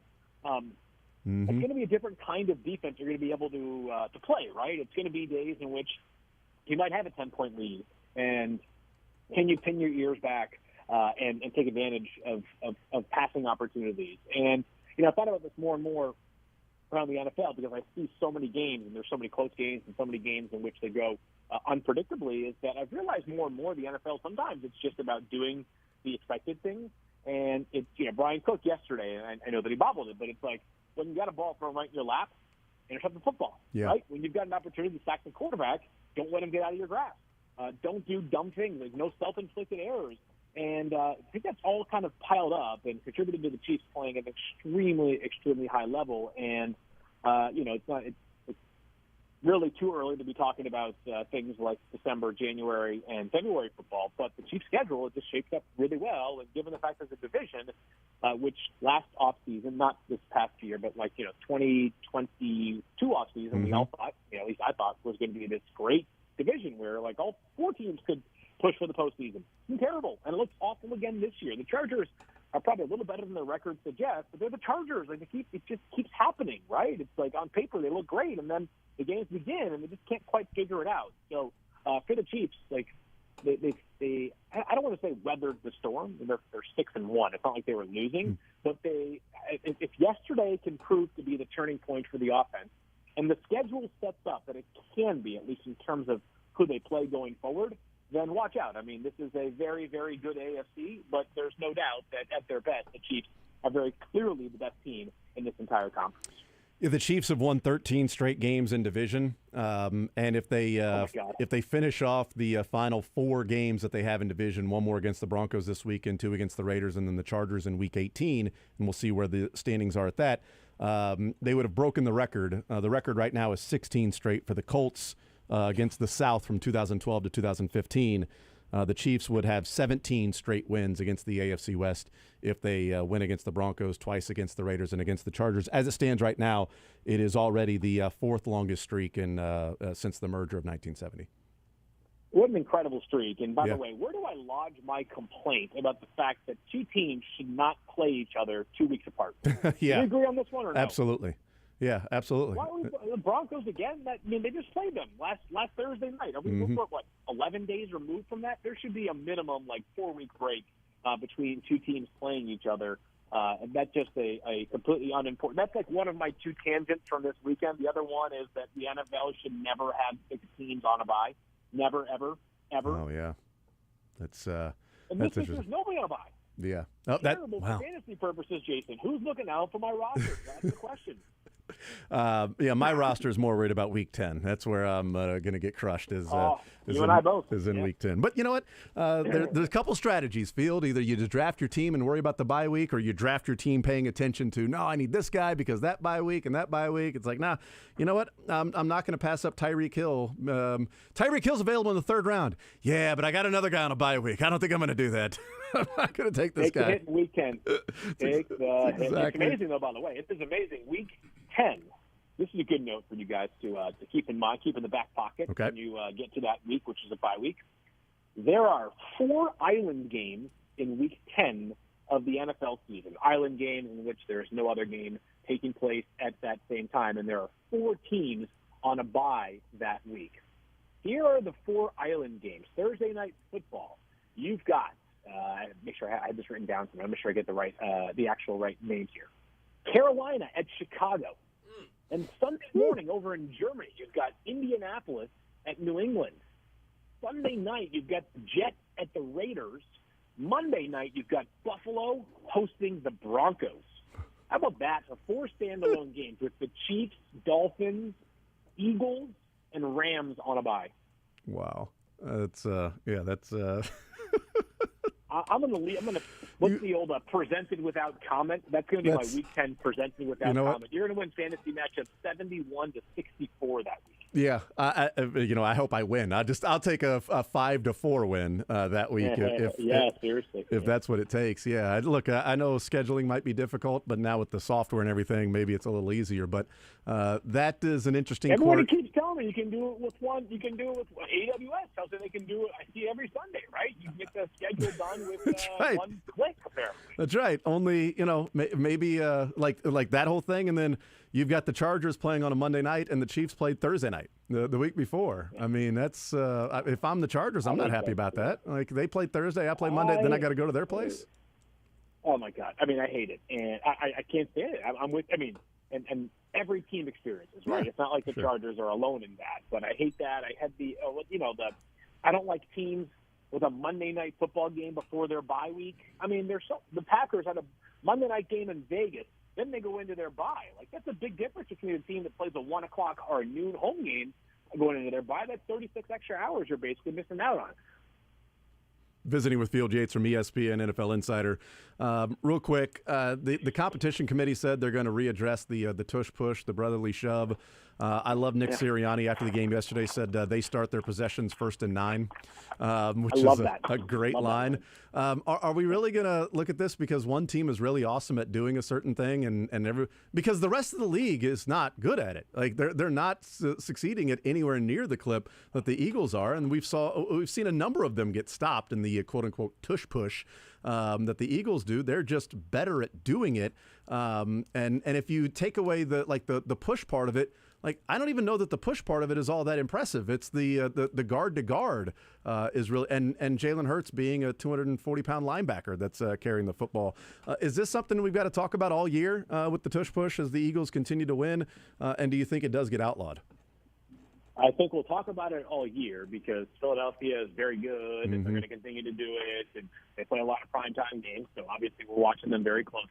Here's the only way that I think it legitimately rises to a conversation within the NFL is if we see a run on injury on tush pushes specifically, which this conversation I think kind of bubbled up when the Giants ran the tush push with 2 offensive linemen in the backfield, and then I think 2 offensive linemen got injured on the tush push on the same play. So if we see a series like that of injuries, then maybe it rises to the point of conversation. But I'm with Nick Sirianni, and I think with you, and that, we're doing something at a high level. Why should we put it up to the competition committee? As a matter of fact, I think what happens way too often in the NFL is, all of a sudden we look at teams exploiting things around the margins as, competitive disadvantages for everybody else. Why can't it just be a competitive advantage for Philadelphia, right? Do we need to outlaw 60-plus yard kicks because Justin Tucker can make them more than other kickers can? It feels to me like if that's where we end up going with this, we've kind of lost our way here in terms of what should actually be evaluated by the competition committee. So, Field, we've got breaking news while we have you on. I just want to get your quick assessment of it. It is related to Chiefs linebacker Nick Bolton. Nick Bolton will have surgery on his dislocated wrist and is expected to miss about 2 months. That would put him back around week 16 or 17 this year. Quick assessment of what that would mean for the Chiefs, what it does mean now for the Chiefs as Nick Bolton is out for about 2 months. Yeah, I mean, honestly, that's a brutal throw. I was saying earlier, if you're looking at this defense, the 2 guys that, the average fan might realize are all pro, who's one of them, right? I mean, he's an unbelievable playmaker. I think it impacts your communication, obviously. It impacts run defense, impacts your pass defense. I'm stating all the obvious here. Now, in terms of what it means in terms of the Chiefs' win-losses, they'll still be a very, very highly competitive team. But with Kansas City, so often the conversation that you and I are having is not what it means in a game against the Denver Broncos, rather what it means against a game against the San Francisco 49ers in a Super Bowl or against the Buffalo Bills or Miami Dolphins in the regular season. So a tough loss, not one they can't overcome, but that one sucks for Nick. He's obviously been an unbelievable player, and this defense is going to have its work cut out for it to find some reinforcements to take over a more prominent role. Yeah, it makes the Drew Tranquill signing even bigger from this offseason. I was going to say, and Drew got some valuable snaps earlier this year with, he has as well, but Willie missing time, Willie Gay missing those first 4 games has already tested their linebacker depth once, so it sounds like this is a more significant test of the depth given the production that Nick has brought in for this entire season. Field, you're the man. Very much appreciate the time, sir. Talk to you soon, my friend. Absolutely. There's Field Yates from ESPN NFL Insider. And, before letting him go, wanted to get his quick assessment and thoughts on that as the news coming down that Nick Bolton will miss 2 months with surgery for his dislocated wrist. Aaron Borgman was on this morning with the Border Patrol and said, look, when you're talking about this, it depends on like which way the wrist may rotate. Is that bone, like if it goes one way, then you might have some nerve issue. If it goes the other way, it might just be, okay, now you're wearing a cast, for a few weeks or whatever as it recovers. And so he said it's such a wide variance that he can't really tell you what the outcome is for Nick Bolton. But St. John was like, all right, so what's the wide variance? What's the good news, bad news? And he said, worst case scenario, surgery and out for the year. And I'm like, oh, no, Blah! No. And considering that's worst case, as soon as I heard surgery, I immediately thought back to Aaron Borgman saying surgery and out for the year. And I see the report of surgery expected to miss around 2 months. Oh, okay. You know what? It's not ideal. It is not ideal because the Chiefs play the Eagles. They play the Bills. Obviously, they play some other teams along the way, too. But the Eagles and Bills are pretty significant games that they'll be, and the Dolphins, obviously, in Germany. So there are 3 games where, defensively, they're going to be put to the test. And 2 of those games are at home. And you got a little bit of time, and you already had some experience with Nick Bolton missing some games. It's been a rough, injury-prone year for Nick Bolton, and that certainly is unfortunate. It does make the Drew Tranquill signing all that more important as well. The one thing that was going to be a concern for the defense, as good as it is, and it's like, well, no stopping them right now because they're just getting better because they're getting reinforcements with the Minahu and things like that, is you can never account for injuries. And by the way, the Buffalo Bills, without Matt Milano and without Tre'Davious White, cannot play man-to-man. So against Buffalo, you're going up against zone the whole game. That's what they have to just simply live with the rest of the season for them, because both of those guys are out for the year. They just have to live with the fact that they can't play man-to-man defense. So going against Buffalo, you're playing. It's not that for the Chiefs, but this is how you sort of look at it and go, okay, this chess piece over there, this chess piece over there. I mean, I don't want to be flippant because obviously I hope that Nick Bolton recovery goes well. I hope he's back for a playoff run. But now I think the Chiefs are a linebacker injury away from having a problem, which is a testament to Drew Tranquill. And it and Willie Gay's play. It means a lot more to Leo Chanel, and he was not on the field as much late in the game yesterday. I'll have to go back and check what the flow of all that was. But Drew Tranquill has been so excellent in any role, and we have seen some tremendous work from Willie Gay as well. Those 2 guys combined have been playing some great football. I am not immediately worried about the Chiefs' defense, which is a crazy thing, specifically because last year I would have been more worried about it from a signal calling perspective, who's playing the mic perspective, and I'm just not really stressed out about it with Drew Tranquill being out there. And if you haven't noticed the last 2 Bills games, when the game was on the line at the goal line, did the route and the pass go to? It was a tight end slant right in the middle of the defense. Right over the middle, you're right. That's a great point. It's a great point without Milano on the field and without Tre'Davious White on the field, just in general. And they tried to hold again. Yeah. Got flagged. Same guy. Gasecki, yeah. The same guy. Was it Poyer, number 7? Teron Johnson. Teron Johnson, okay. The same guy pulling down on the Gasecki just beat him. Waller just beat him. That's a great point. Almost the same play. Well, I guess it wasn't the same play because it wasn't like a... but the same target, same area of picking on a defense. Yeah, because that was one play, and it was like they ran like a little play action there, but the Patriots were going to pass the ball. They were just simply passing the ball. But yeah, that's a really good point. But that's how it's like, okay, this happens, then that happens. They were getting Von Miller back. In the same game they're getting Von Miller back, they lose Tre'Davious White. They lose Matt Milano for the year. Those are significant injuries that have changed the way that they go about how they can run their defense. And could be fatal flaw injuries for Buffalo when it's all said and done. Nick Bolton being out for 2 months, not a fatal flaw injury, because he could be back. If it's 2 months exactly, he'd be back for the game against the Raiders. Christmas game, yep. Which would then mean he'd be back for the game against the Bengals on New Year's Eve. And then he may not be needed against the Chargers in Week 18. Which, by the way, if the Chiefs beat the Broncos this weekend and beat the Raiders twice, and they go into that Week 18 game tied with the Colts for the longest streak ever for consecutive wins in division at 16 straight, I'd like them to beat the Chargers and not just to have the record stand alone at 17 straight games against the West, which, by the way, started after the Chiefs lost to the Chargers with the 4 turnovers that game when they lost 31, whatever it was. They were -4 in turnovers. They have not lost a division game since then. So here from 13 yesterday, Leo Chanel did not play in the fourth quarter yesterday. He played relatively sparingly, and Tranquil was the guy on the field when Willie Gay came off. Tranquil would go on for him. When Nick Bolton came off, Tranquil would go in for him. There was a decent chunk here, one of these drives in the second quarter, that was just Gay and Tranquil side by side. So this will mean more work for Leo Chanel. But if you tell me in sub packages, here's my hyperbolic thing that's going to make people mad at me. The sub-package duo of Drew Tranquil and Willie Gay might be the best in football, and it's definitely the best on the Chiefs. For a 2 linebackers to put on the field in a likely passing scenario, those would be the 2 guys I would have taken with everybody healthy. Your depth is challenged without Nick Bolton. Your traditional Mike is challenged without Nick Bolton. He had an incredible play in coverage where we got his pick. He has taken some good steps that way. But this is more about how I feel about Willie Gay and Drew Tranquil being underrated than anything else. I still feel pretty good about that linebacking core, and I will also be very grateful to have Nick Bolton back to hopefully get this back to 4 healthy starting caliber linebackers around Christmas time. We'll take a timeout. We'll come back. We'll hear from Andy Reid next.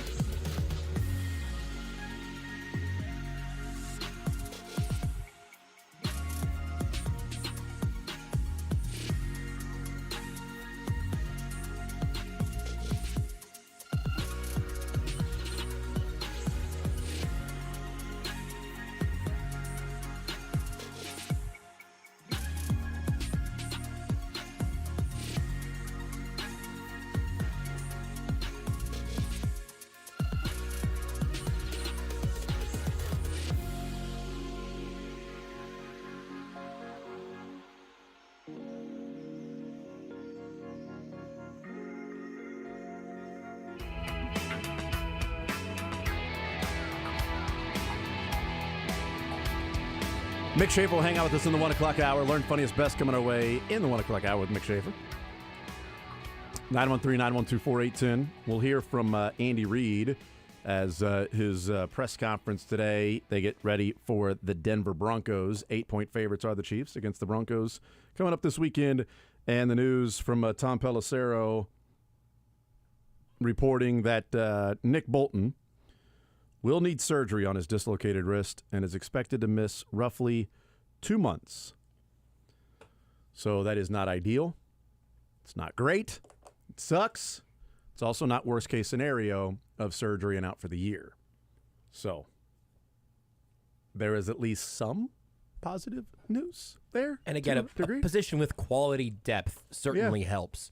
This would worry me, but they're also still carrying 2 other linebackers who are basically just playing special teams right now. That's true. So they're not going to have to make any crazy roster moves. But my calm comes from Drew Tranquill, not from Jack Cochran. just for clarity's sake. Well, and Willie Gay is playing phenomenal football. Excellent football, yes. If Willie Gay was playing like a couple of years ago or at times last year, then yeah, there'd be a concern. If this was Nick Bolton and Anthony Hitchens and Ben Neiman, well, then there'd be a real concern. Yes. But you're right. Part of the being able to rest easy and not losing sleep at night is what the Chiefs have done over the last couple of years in revamping that entire linebacker room with Nick Bolton and Willie Gay and Drew Tranquill and Leo Chanel. And obviously not all of them in the last couple of years because Willie Gay, this is his 4th year, Nick Bolton his 3rd. But Drew Tranquill, his 1st, Leo Chanel, his 2nd. But you have those guys as opposed to Hitchens, Wilson, Gay, and Neiman. It's a vastly different linebacking group from a few years ago when those were the 4 names that were out there. So it is better. Probably one of the best, if not the best, linebacking groups in the league. Not great to lose the leader of that. While Drew Tranquill has been a good signing, people are going to be where they need to be when Nick Bolton is back there. I'm not saying that Drew Tranquill isn't. Was anybody out of position when Tranquill was the mic? But not yet, though. No, but we got a pretty good sample size on that. We got a pretty good sample size, we do. But there's a trust that I never have to worry about that with Nick Bolton there. But with Drew Tranquill, we haven't had to worry about it. So there's no reason to think now as the season goes along that all of a sudden it's going to be too much for him to handle, right? I mean, so the good thing is we've seen him have to go out there and do that. Yep. It's not great that Nick Bolton has missed 4 games already, and then we'll miss at least 1, 2, 3, 4, 5, 6, 7 more. So he could miss 11 games of the 17. Not ideal. But it could be worse when Drew Tranquill's got an opportunity to go out there and play already and has looked good. And for some reason, the Chargers let him walk. And then he gets a sack against the Chargers, which had to feel pretty good. At least their defense has been fine. Oh, nope, it stinks. It's, the decision by some people, some organizations, like there's a reason some organizations stay middle of the pack or down at the bottom, and some stay above the middle of the pack or the top, are some decisions like that where Drew Tranquill and Mike Edwards brought in, and just a couple of guys that they went and signed in the offseason who've been pretty damn good. Throw in Charles Omenihu now for the rest of the year, but you got 3 guys on defense that they went out and signed, and each playing different roles, and now will be significant roles the rest of the way because Mike Edwards has been really good. He had almost another interception yesterday. We also, I think we talked about this a couple weeks ago, but when that Drew Tranquill signing was first reported, it wasn't the terms. It was Drew Tranquill to the Chiefs. Mm-hmm. And to your point about the Chargers, my first reaction was, oh, God, why? Because what was this deal going to have to look like to be – I was not anti-Drew Tranquill. I was expecting that price tag to be unpleasant, and the Chiefs are going to have 3 highly drafted linebackers and a highly paid acquired free agent. It's like, 1-year deal for not very much yearly salary? All right, yeah, I guess we'll take him, which is pretty much how we learned that conversation kind of went with Tranquill's agents. It's really wild. All right, let's get to Andy Reid. Andy Reid gave a quick recap of what he thought of the win over the Chargers. So very much like last night or evening, what I said after the game, I thought really all 3 phases contributed. The defense, I thought, played very well. Mentioned Spags had a nice game plan for him. The coaches, I thought, presented it well, and then the players just played their hearts out. I mean, they left it all out there, and I thought just did a great job. Really, all three levels: defensive line, linebackers, and secondary, all had a good game. That second half was spectacular. I mean, to be able to shut out an offense like that's a tough thing to do.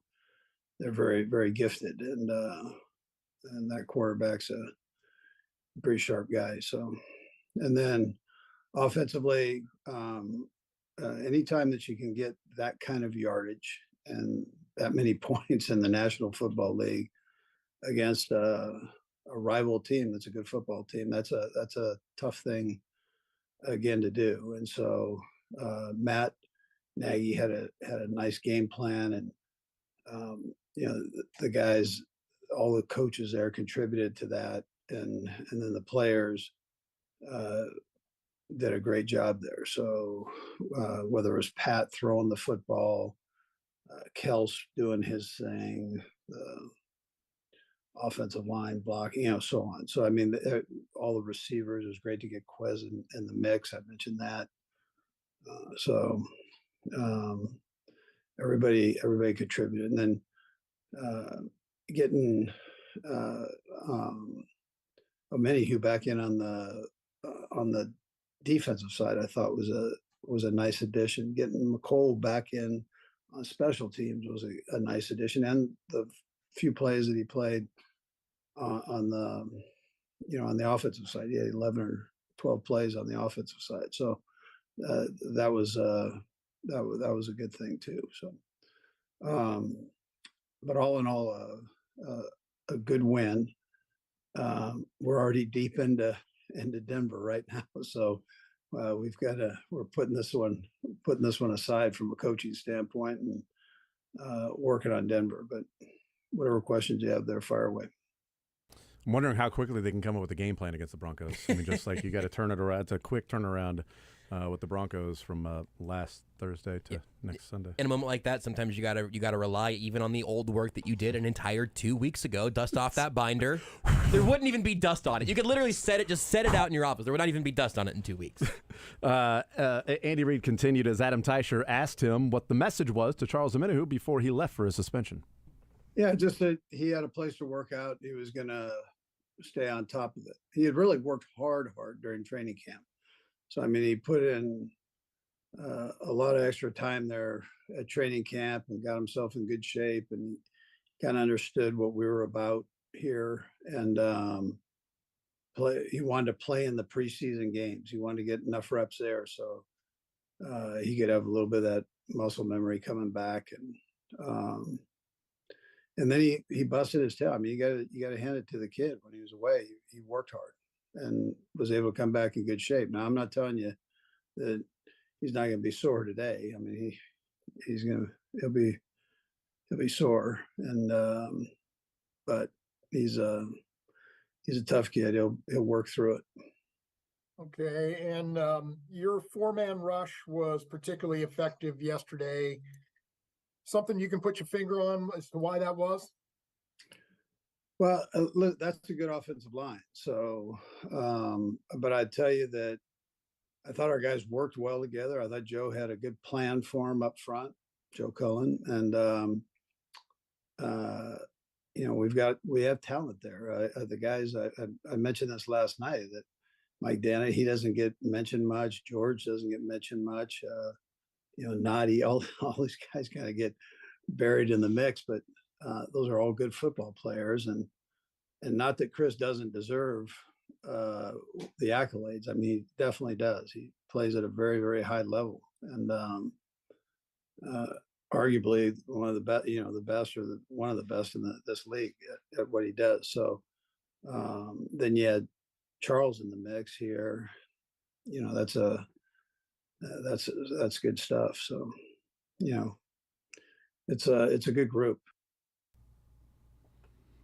It's going to be even better now with Charles Omenihu, certainly not having to blitz nearly as much. Just the different ways Joe Cullen can utilize those down linemen.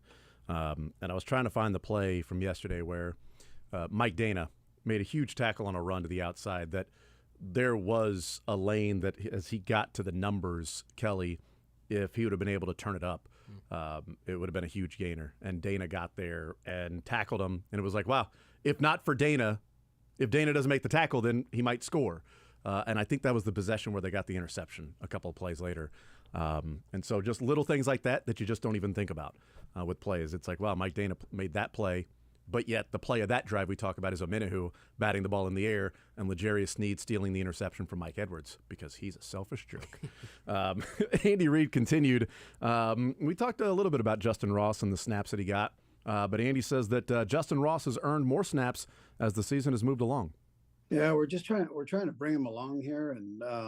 And so I know he didn't have the catches, but he was in on quite a few plays, and I just think the more of that, the better for him. He's got a lot of talent, and we want to keep bringing him along. And then just about Nick Bolton, is there any status update right now there? Do you anticipate that he'll maybe miss a few games here? P, I'm not sure yet. Those guys are working through all that now, so but we'll have that for you later today or whenever. So he wasn't sure yet, but 5 minutes later, Tom Pelissero reported a surgery and out up to 2 months. So he must have found out really quickly. It's interesting that news would come out while Andy Reid was meeting with the media. It's I'm going to try to get the exact timestamp. It's really tight. So 12:10 here, I'm seeing a tweet about no update from Andy Reid on Nick Bolton. 12:10 p.m. and then 12:16 p.m. Tom Pelissero's tweet comes out. Wow, so 6 minutes while Andy Reid was having his press conference. In those 6 minutes from he doesn't know yet, they're still figuring it out, to Tom Pelissero.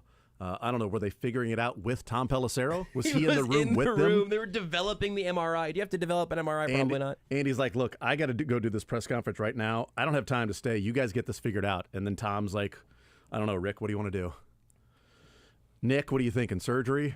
I don't know. Well, we'll just have to let Andy know later. But maybe, Tom, maybe we should get surgery? Okay, I'm going to tweet it out. Yeah, that's fine. You can go ahead and tweet it out, Tom. Burkholder is just like standing at Andy Reid's office door. Says, hey, real quick, by the way, Nick Bolton's gonna slam. Boom, presser begins. I don't know what happened there.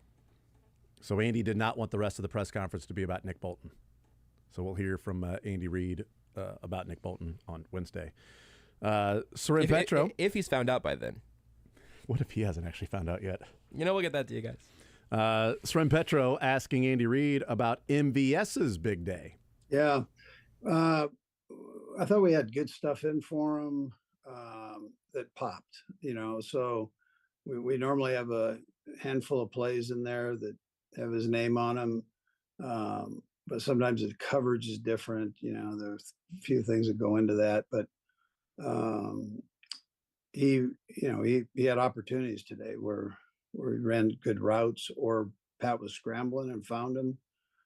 Pat, I know, has a lot of trust in him. So, but that yesterday they popped. So, not a lot of talk about your offensive line, which, as we know, is usually a good thing, but 42 dropbacks for Pat and only 1 sack against, certainly high priced and big name guys. What did you see in your offensive line and how is it coming along?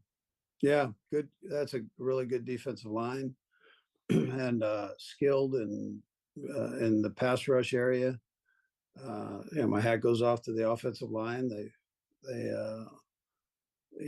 They knew how good they were. They've played against them before, so it's a battle all the way through. It's actually fun to kind of watch that. I mean, that matchup there is something. So, but our guys stepped up. They did a nice job, and the guys that helped out with chips and slams and those things in there also were effective.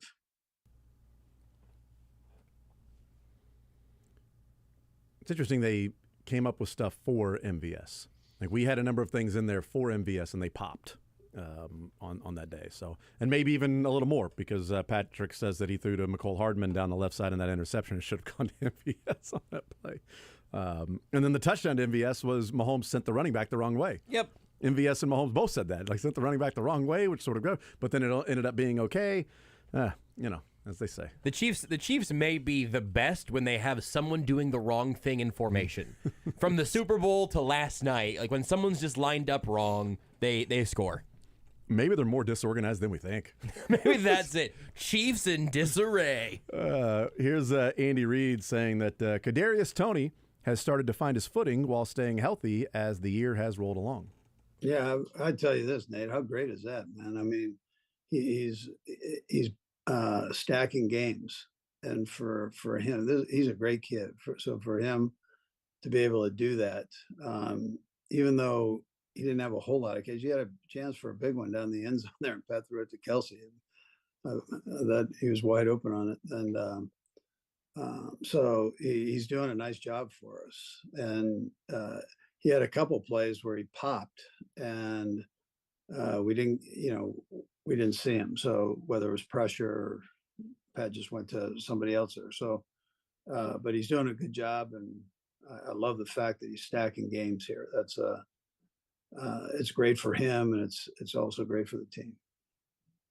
And secondly, Andy, you and Brett this offseason signed Drew Tranquil and Mike Edwards each to 1-year deals. They're playing a quality number of snaps. Just, is this going the way you all envisioned, or is there even, perhaps better production considering it's both of their first years in the system with Spagnuolo? Well, we were excited to get both of them, and because we knew what kind of players they were. Brett does a great job with all that. I'm saying we, I mean, he's the one doing this, not me. So he does a phenomenal job with that. But having played against them, I knew those are good football players, and adding them into the mix is a beautiful thing. So, anyways, that's wherever it goes from here. I can't tell you that. I don't know that, but I would tell you that we're glad we have them. Definitely. Definitely. And now a little bit more once Andy Reid found out about Nick Bolton and the surgery. Certainly Drew Tranquil, glad to have him as well. And the Mike Edwards thing we talked about when they signed him, it was like, look, Mike Edwards was put into a starting role with the Bucs, and he struggled. But the previous 3 years in the NFL, when he was the third safety, he was really good filling that role. And him playing the third safety, he has been really good.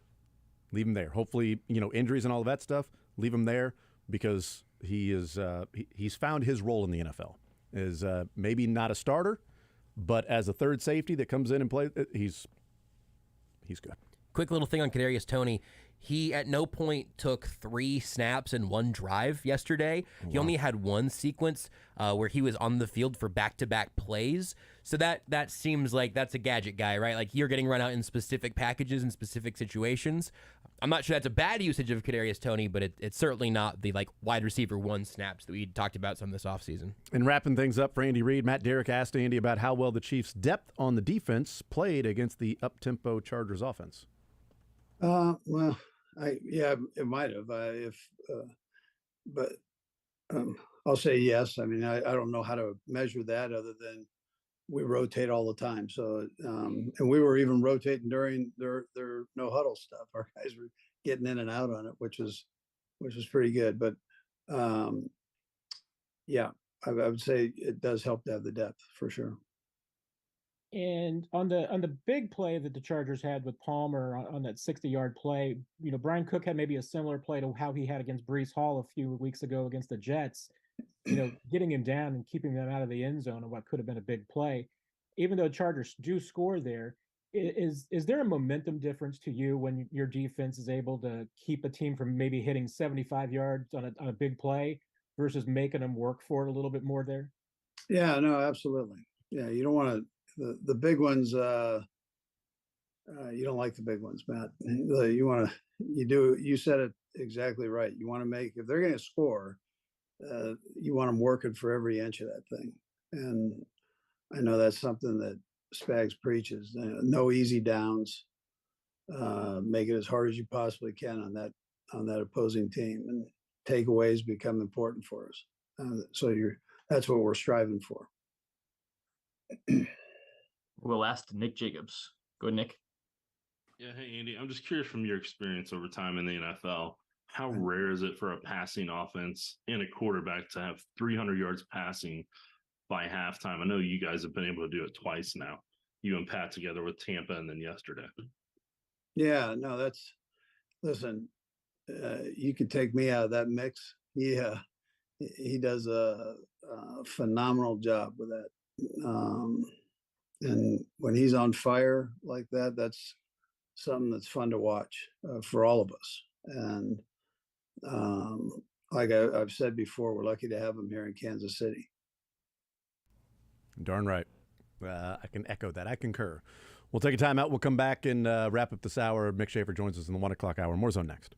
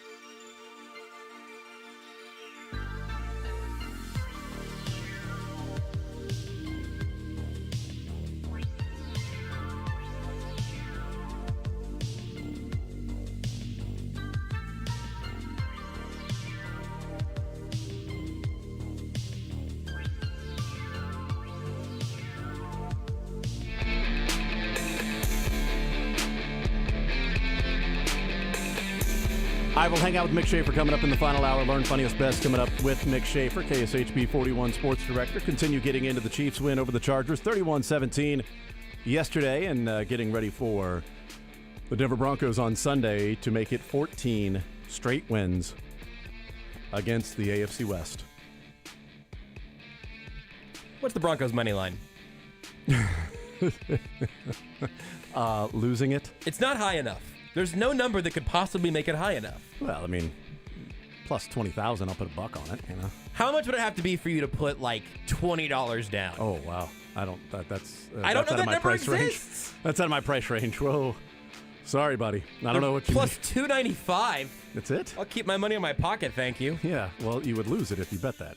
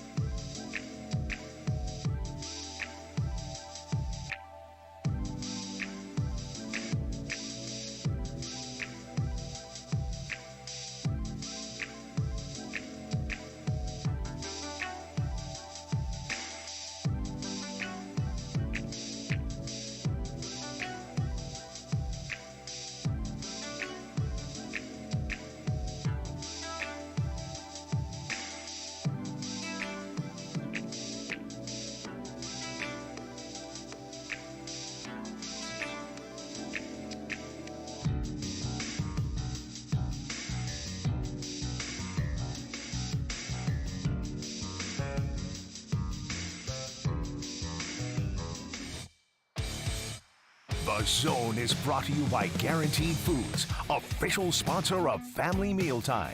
Enjoy healthier food, more free time, free delivery, and better value. Go to GuaranteedFoods.com.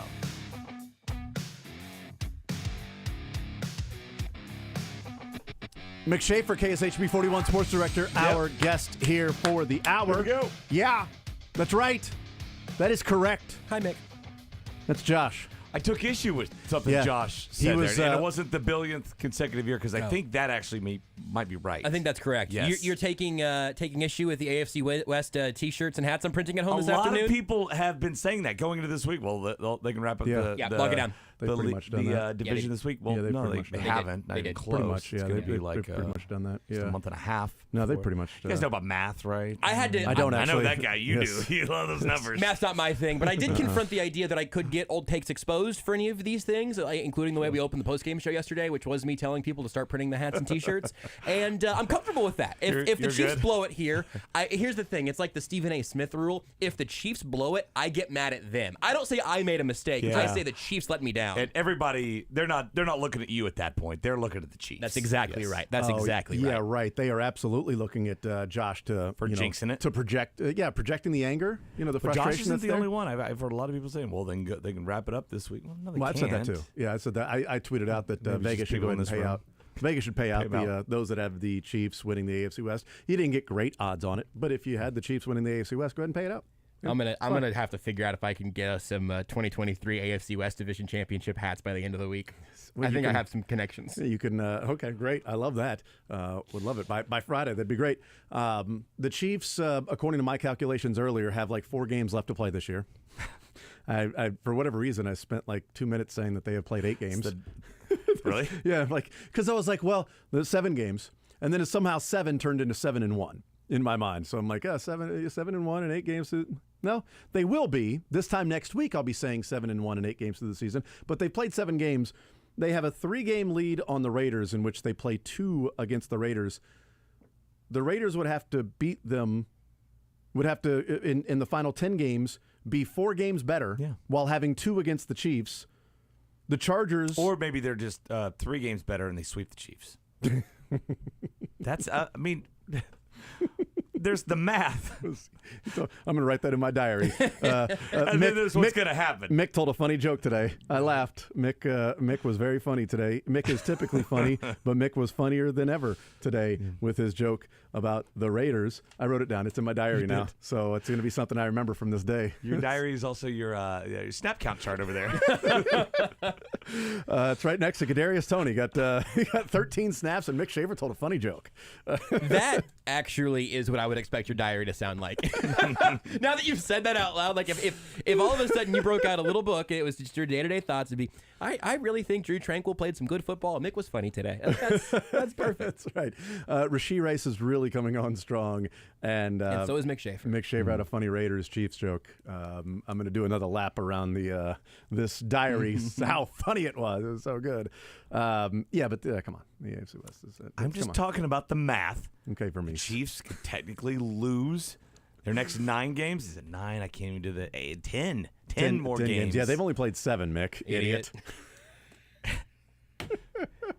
And there's 19 games now? That was in stereo. We harmonized there, and I don't even know if people could tell on the radio. That was great. Stupid. Yeah, they actually have 10 games remaining this year. So at 9 after They could beat the lose. Broncos. They could lose all 10 and still drop the division by several games. They could lose all 10 and still win the division. What are you talking about? That is still a possibility. The Chiefs have won 13 straight against the AFC West. Yeah. 13 straight games against the AFC West. They only have 4 remaining, though, so this year. So if they were to lose all 4 of those games and completely They buck win the them trend- all. That's the record, right? I think it's 16 is the record. Win them all, they would have 17. I was talking in the break. I'm like, man, if they go in tied with the Colts at 16 straight, and it's the Chargers, and they've already got their seed locked up, and the Chargers are like playing for a postseason berth, I'd really like them to win that one at 17, but it won't matter if they lose because if the Chiefs are resting everybody, I'm like, oh, well, that breaks the streak because the Chiefs are resting everybody. That would be kind of annoying, but they'd still have the streak, and there'd be an asterisk next to it. That You the remember Chiefs didn't try the to last win. loss? I do. We were talking Week about the 3, right? Yep. 2021. The -4 turnover differential game against the Chargers, in which they outgained the Chargers by like 150, but they were -4 in turnovers, and they lost by a one-score game. They played game. with the Chargers, Weird. which was really interesting. We started the show, Mick, carrying over what we started Sunday Sound off with last night, and I asked Best Josh Chiefs win? If this was the best I think Chiefs Stan win. got it right. Well, Not you guys. I think Stan got it right. That's typical. Yeah. Yeah. So what we decided on was most impressive win resume wise was the Jags. But best most, they've looked. But the best they Agreed, looked yeah. is the Chargers. Most And- important win is my Yeah, caveat yeah, is the right. Jags game because if the Jags win that game, they're the 1 seed in the AFC right now. Yeah, standalone with head-to-head 10 tiebreaker. games. Yeah, but with a tiebreaker over the Chiefs. Yeah, but listen, Nick, if you don't want to talk about the standings until January, then I guess I'm in the wrong room. Yeah. Wrong radio show. You and Peter Vermees just hang got- out, talk about must-win games. Yeah. You two. We got 4 hours to do. We finally got a must-win game for Sporting with Peter Vermees. We did. It's finally a must-win game. That wasn't a postseason game. He was calling out the haters too. If you listen to the press Well, conference on Saturday, he was calling them out. Yeah, because they were all wrong when they couldn't win a game. Yeah, it was like, They didn't win a game. We're reading Yes. the records upside down when you were 0-7-3. 10 straight games without a win. It was definitely the haters' fault. If they would have just cheered Trey Turner a little harder, then haters and Sporting more would have again, figured it people out. good with math. That's right. They're about to go on a run, though. Sporting is.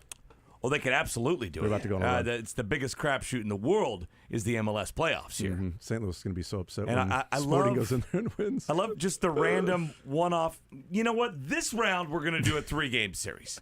The others no. This one, yeah, we've just decided to, and you live with it. Sounds fun. Yeah. Why? Mind your business. That's why. Yes. That's why we've decided to do it.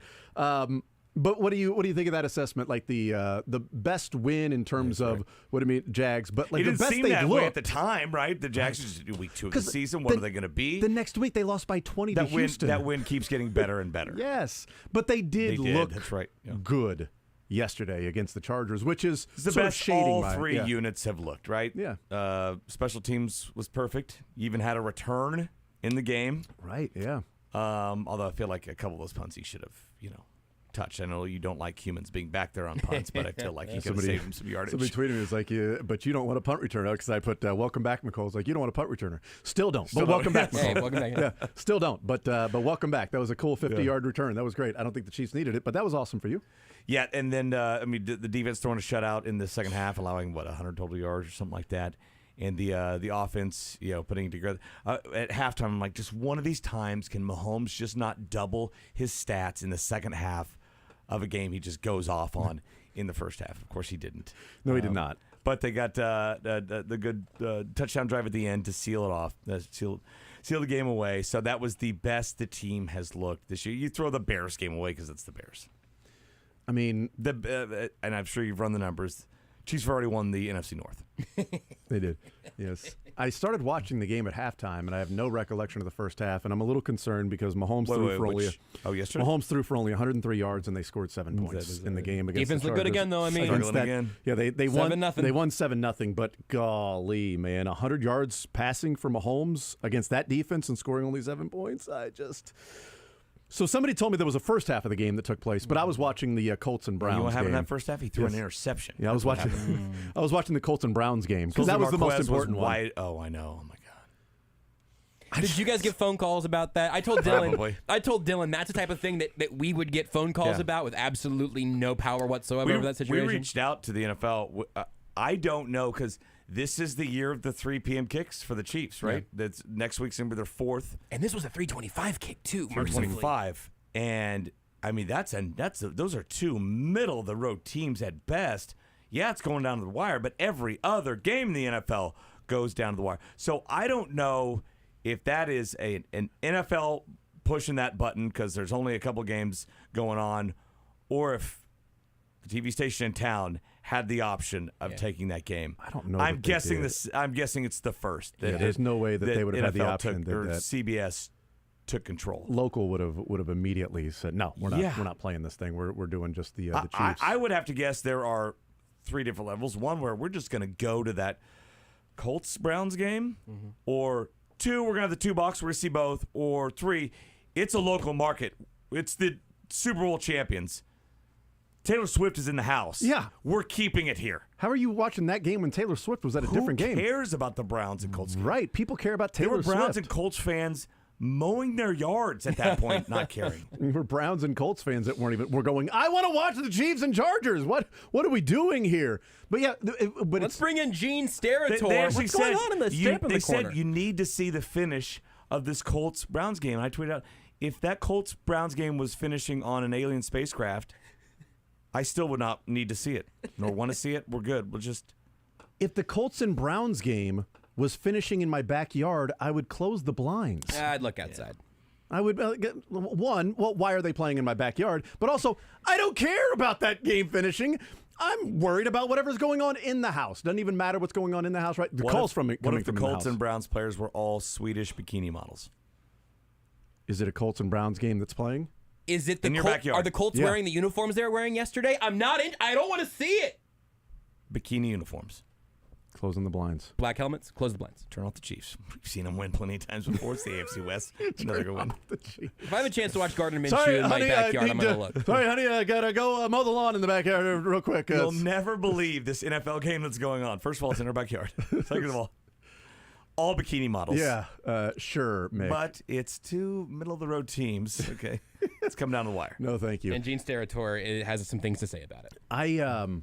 They were like, they hadn't even gotten to him yet. The audio is what really was making me mad. The audio was really annoying because I don't need to hear that game. No. And also, I also don't need to see that game at 3/4 of the screen and then the Chiefs game even smaller than half. I mean, it's one thing to go half screen. It's another thing to then put the Chiefs as like a little screen, picture-in-picture, the old picture-in-picture where it's a small little, square at the top right. I'm like, I'm leaning in trying... But it didn't happen everywhere. Like there was somebody that tweeted me. It was like, I'm in Wichita. It's not happening. I got a full screen in like Wichita. That's my question. Yes. Yeah, full screen Chiefs in Wichita. Local market. No, it was split. I'm telling you, I don't. Other places cast it was dispersions here, but other places it was just Cleveland and Indianapolis that eventually joined the Chiefs. Which even that makes sense. That's what I'm saying. There should be be that's your national game, then that's your national game. So be it. Yeah, and if you're the Colts or Browns local market, then it would stay with that game. You would think maybe they did picture-in-picture. Right. Did they do picture-in-picture with the Chiefs starting? And Chargers You local gotta see this market, start. you would stick with that game. Hold on, Colts and Browns fans. You got to see this start to the Chiefs and Chargers game. I know your game's going on, but you got to see this start. And also, like, are they trying to be a little red zone-ish? Are they trying? No, we can do the red zone too. They just couldn't. Scott Hansen never would have let that happen. Because you can't. Because you can't. They could have. Scott Hansen could have. No, but they were not. They could not. CBS was not. You can, but you shouldn't. Right? There's already a channel for that. You're the channel that shows the game that person wants to watch. I've got Sunday Ticket. I've got the red zone. What I didn't have was the Chiefs in the first half of the first quarter, full screen on my TV. That's what I did not have. And by the way, at NFL Plus, went and watched the game this morning, the condensed version. Still picture-in-picture. Still a full screen. Yeah, on the NFL Plus. NFL Plus, the condensed game first quarter is still the exact same broadcast. Is the non-condensed version picture-in-picture? Or have you just not checked that one? I don't. You don't need to. I don't need you to have to scrub through more video. I just am curious now because that's bizarre. What did you call me? Yeah, see, this is the condensed version. Watching it right there. It's a regular broadcast. I mean, it is condensed. You could taking up like 30% of the screen. Well, I meant like the condensed as in like 48. You get the point. Sorry, is that better for you? It's just still condensed. I'm just saying it's all very condensed. I can barely see it. Yeah. Okay. Great. It's like on an iPad or something. It's weird. If it took up the full screen of your iPad, I bet it'd be fine. That's what I did. I meant the Chiefs game. I was saying that the Chiefs game. I'm saying. I'll explain real quick. So the Chiefs, Chargers. I'm saying on your screen was condensed because half the screen was also Browns Colts, but then actually, really like a third of the screen is just sort of blue backdrop. So really, it's like a third of the screen. So it's really condensed. Okay. That was my joke. That makes sense. Yeah. I wish that explanation would have been condensed. I wish the show was condensed. We only have 40 more minutes left, guys. We could have gotten the good stuff done in 3 hours, I think. Good news, everybody. We wasted the good surprise on you. The Chiefs had 2 drives where they gave up a big play. 49-yard rush to Joshua Kelly for a touchdown, and then a 60-yard pass to Palmer They ended up scoring a touchdown on that drive on 3rd and 7 to Gerald Everett. 8 other drives the Chargers had. Scored 3 points. Yeah. Averaged 3.8 yards per play and only 11 first downs on the 8 other drives. Like, it was validation for the defense. It was, how good's the defense? Well, we know. Defense is really good, and it is not a knock against the offense to say the Chiefs' defense is the best unit on the field right now. I mean, when they're going out to the – and that's with the offense playing as well as they did. Mm-hmm. No, statistically, Make your thoughts. they're better. Dylan? They've been better. Waiting for you to weigh in, Dylan. I thought this was a floater to Mick. Dylan Michaels, our guest here. In the zone on Sports Radio 810 WHB. Still kind of processing. Okay, is the Chiefs' defense better than the Chiefs' offense? We overcondensed Mick. Or is it just a matter of we folded him down into a small little snippet. Yes. I'm like the Chiefs game. I've got no audio. Give me a blue backdrop. Is that unit better than the defense better than the offense? You're saying that? Yeah. I think right now the Chiefs' defense is the best unit on the field. And you're not right now. factoring in expectations for both. No, just right now the way the two teams are playing. I don't think I'm there yet. I don't think teams fear the Chiefs' defense like they fear the Chiefs' offense. I don't think it's close yet. I think stats-wise, numbers, rankings, through these 7 games, defense, and with expectations, what we think of them, they are exceeding them way more, obviously, than the Chiefs' offense because I think they're still underneath. I don't think they're there. You want to ask me that question, Jason? Where do you land? And when we'll wait for at 2 o'clock, I'll ask Curtis and Seren, but nobody else to weigh in at all. You want to just ask me directly? Josh, what do you think? Yeah, I don't know. That is Can't fair. wait to hear. I'm going to text Nate and Steven see what they think. Get an answer here. Jason, I think that's a great question. Dylan, what do you think? Sure. I don't think I can do much more of this bit. I think I'm going to have to give you a serious answer in a second if this bit keeps going. I hate to do that. Where's the next? Oh, thank God.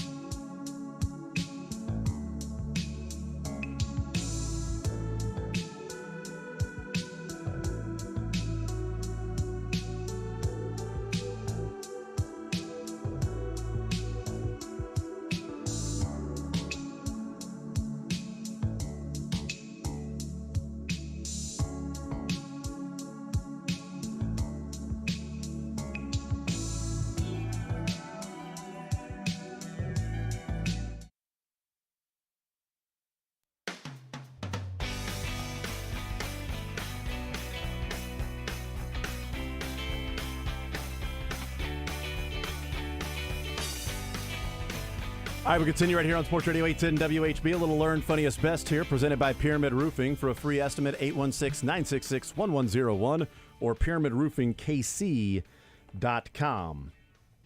All right, we go around the room what we learned from the weekend, the funniest from the weekend, the best from the weekend. I learned a couple things. One was that Dave Merritt's son's really good at football. I mean, Dawson Merritt was everywhere on Friday night. So the plan was that little man and me, we were going to head up north to watch Lisa in North Park Hill.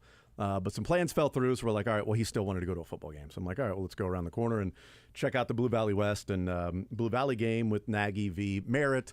And then we stayed on the other side of the field, so there weren't any like Chiefs players or anything like that. And I didn't even tell him anybody was going to be there so that he would only been paying attention to that. I'm like, let's just go watch the game. So Blue Valley is just like dominating that game. And Dawson Merritt is a sack by Dawson Merritt. Blocked punt, Dawson Merritt.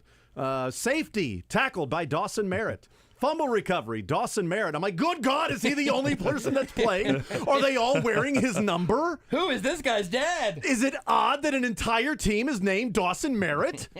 Like the whole team's named Dawson? No, it's just one kid. I don't believe you. Blocked by Dawson Merritt. Touchdown pass by Dawson Merritt. Reception, Dawson Merritt. See, that's impossible. I don't believe you. He was freaking everywhere. And while Nagy's son was the quarterback, who, pretty good player, made a phenomenal throw down the field. It's like, all right, yeah, that kid's got a really freaking good arm, and he throws a beautiful football. I mean, it's a tight spiral every time. Between the two, the player on the field that was like, oh, that guy's different, was Dawson Merritt. It was that's what I learned. One's dad played in the NFL. The other's was FCS quarterback, right? I mean, Nagy was NFL. That's right. Yeah, he was. But I was going to get Matt Nagy's stat line. Yeah. But they both did. Dawson is. I wonder where Dawson's going to end up going because he was really good. I'll say that. Yeah, I don't know if he's committed anywhere. I don't know. Yeah. I mean, he can. If I have a football team, he can play for mine. So it's perfectly fine.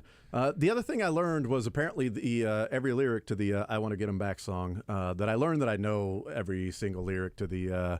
I want to get him back. Olivia Rodrigo. Is that what it is? It sure is. Yeah. So I write them all the letters and I throw them in the trash because I miss the way he kisses and the way he makes me laugh. Yeah. You know them all. Pour my little heart out.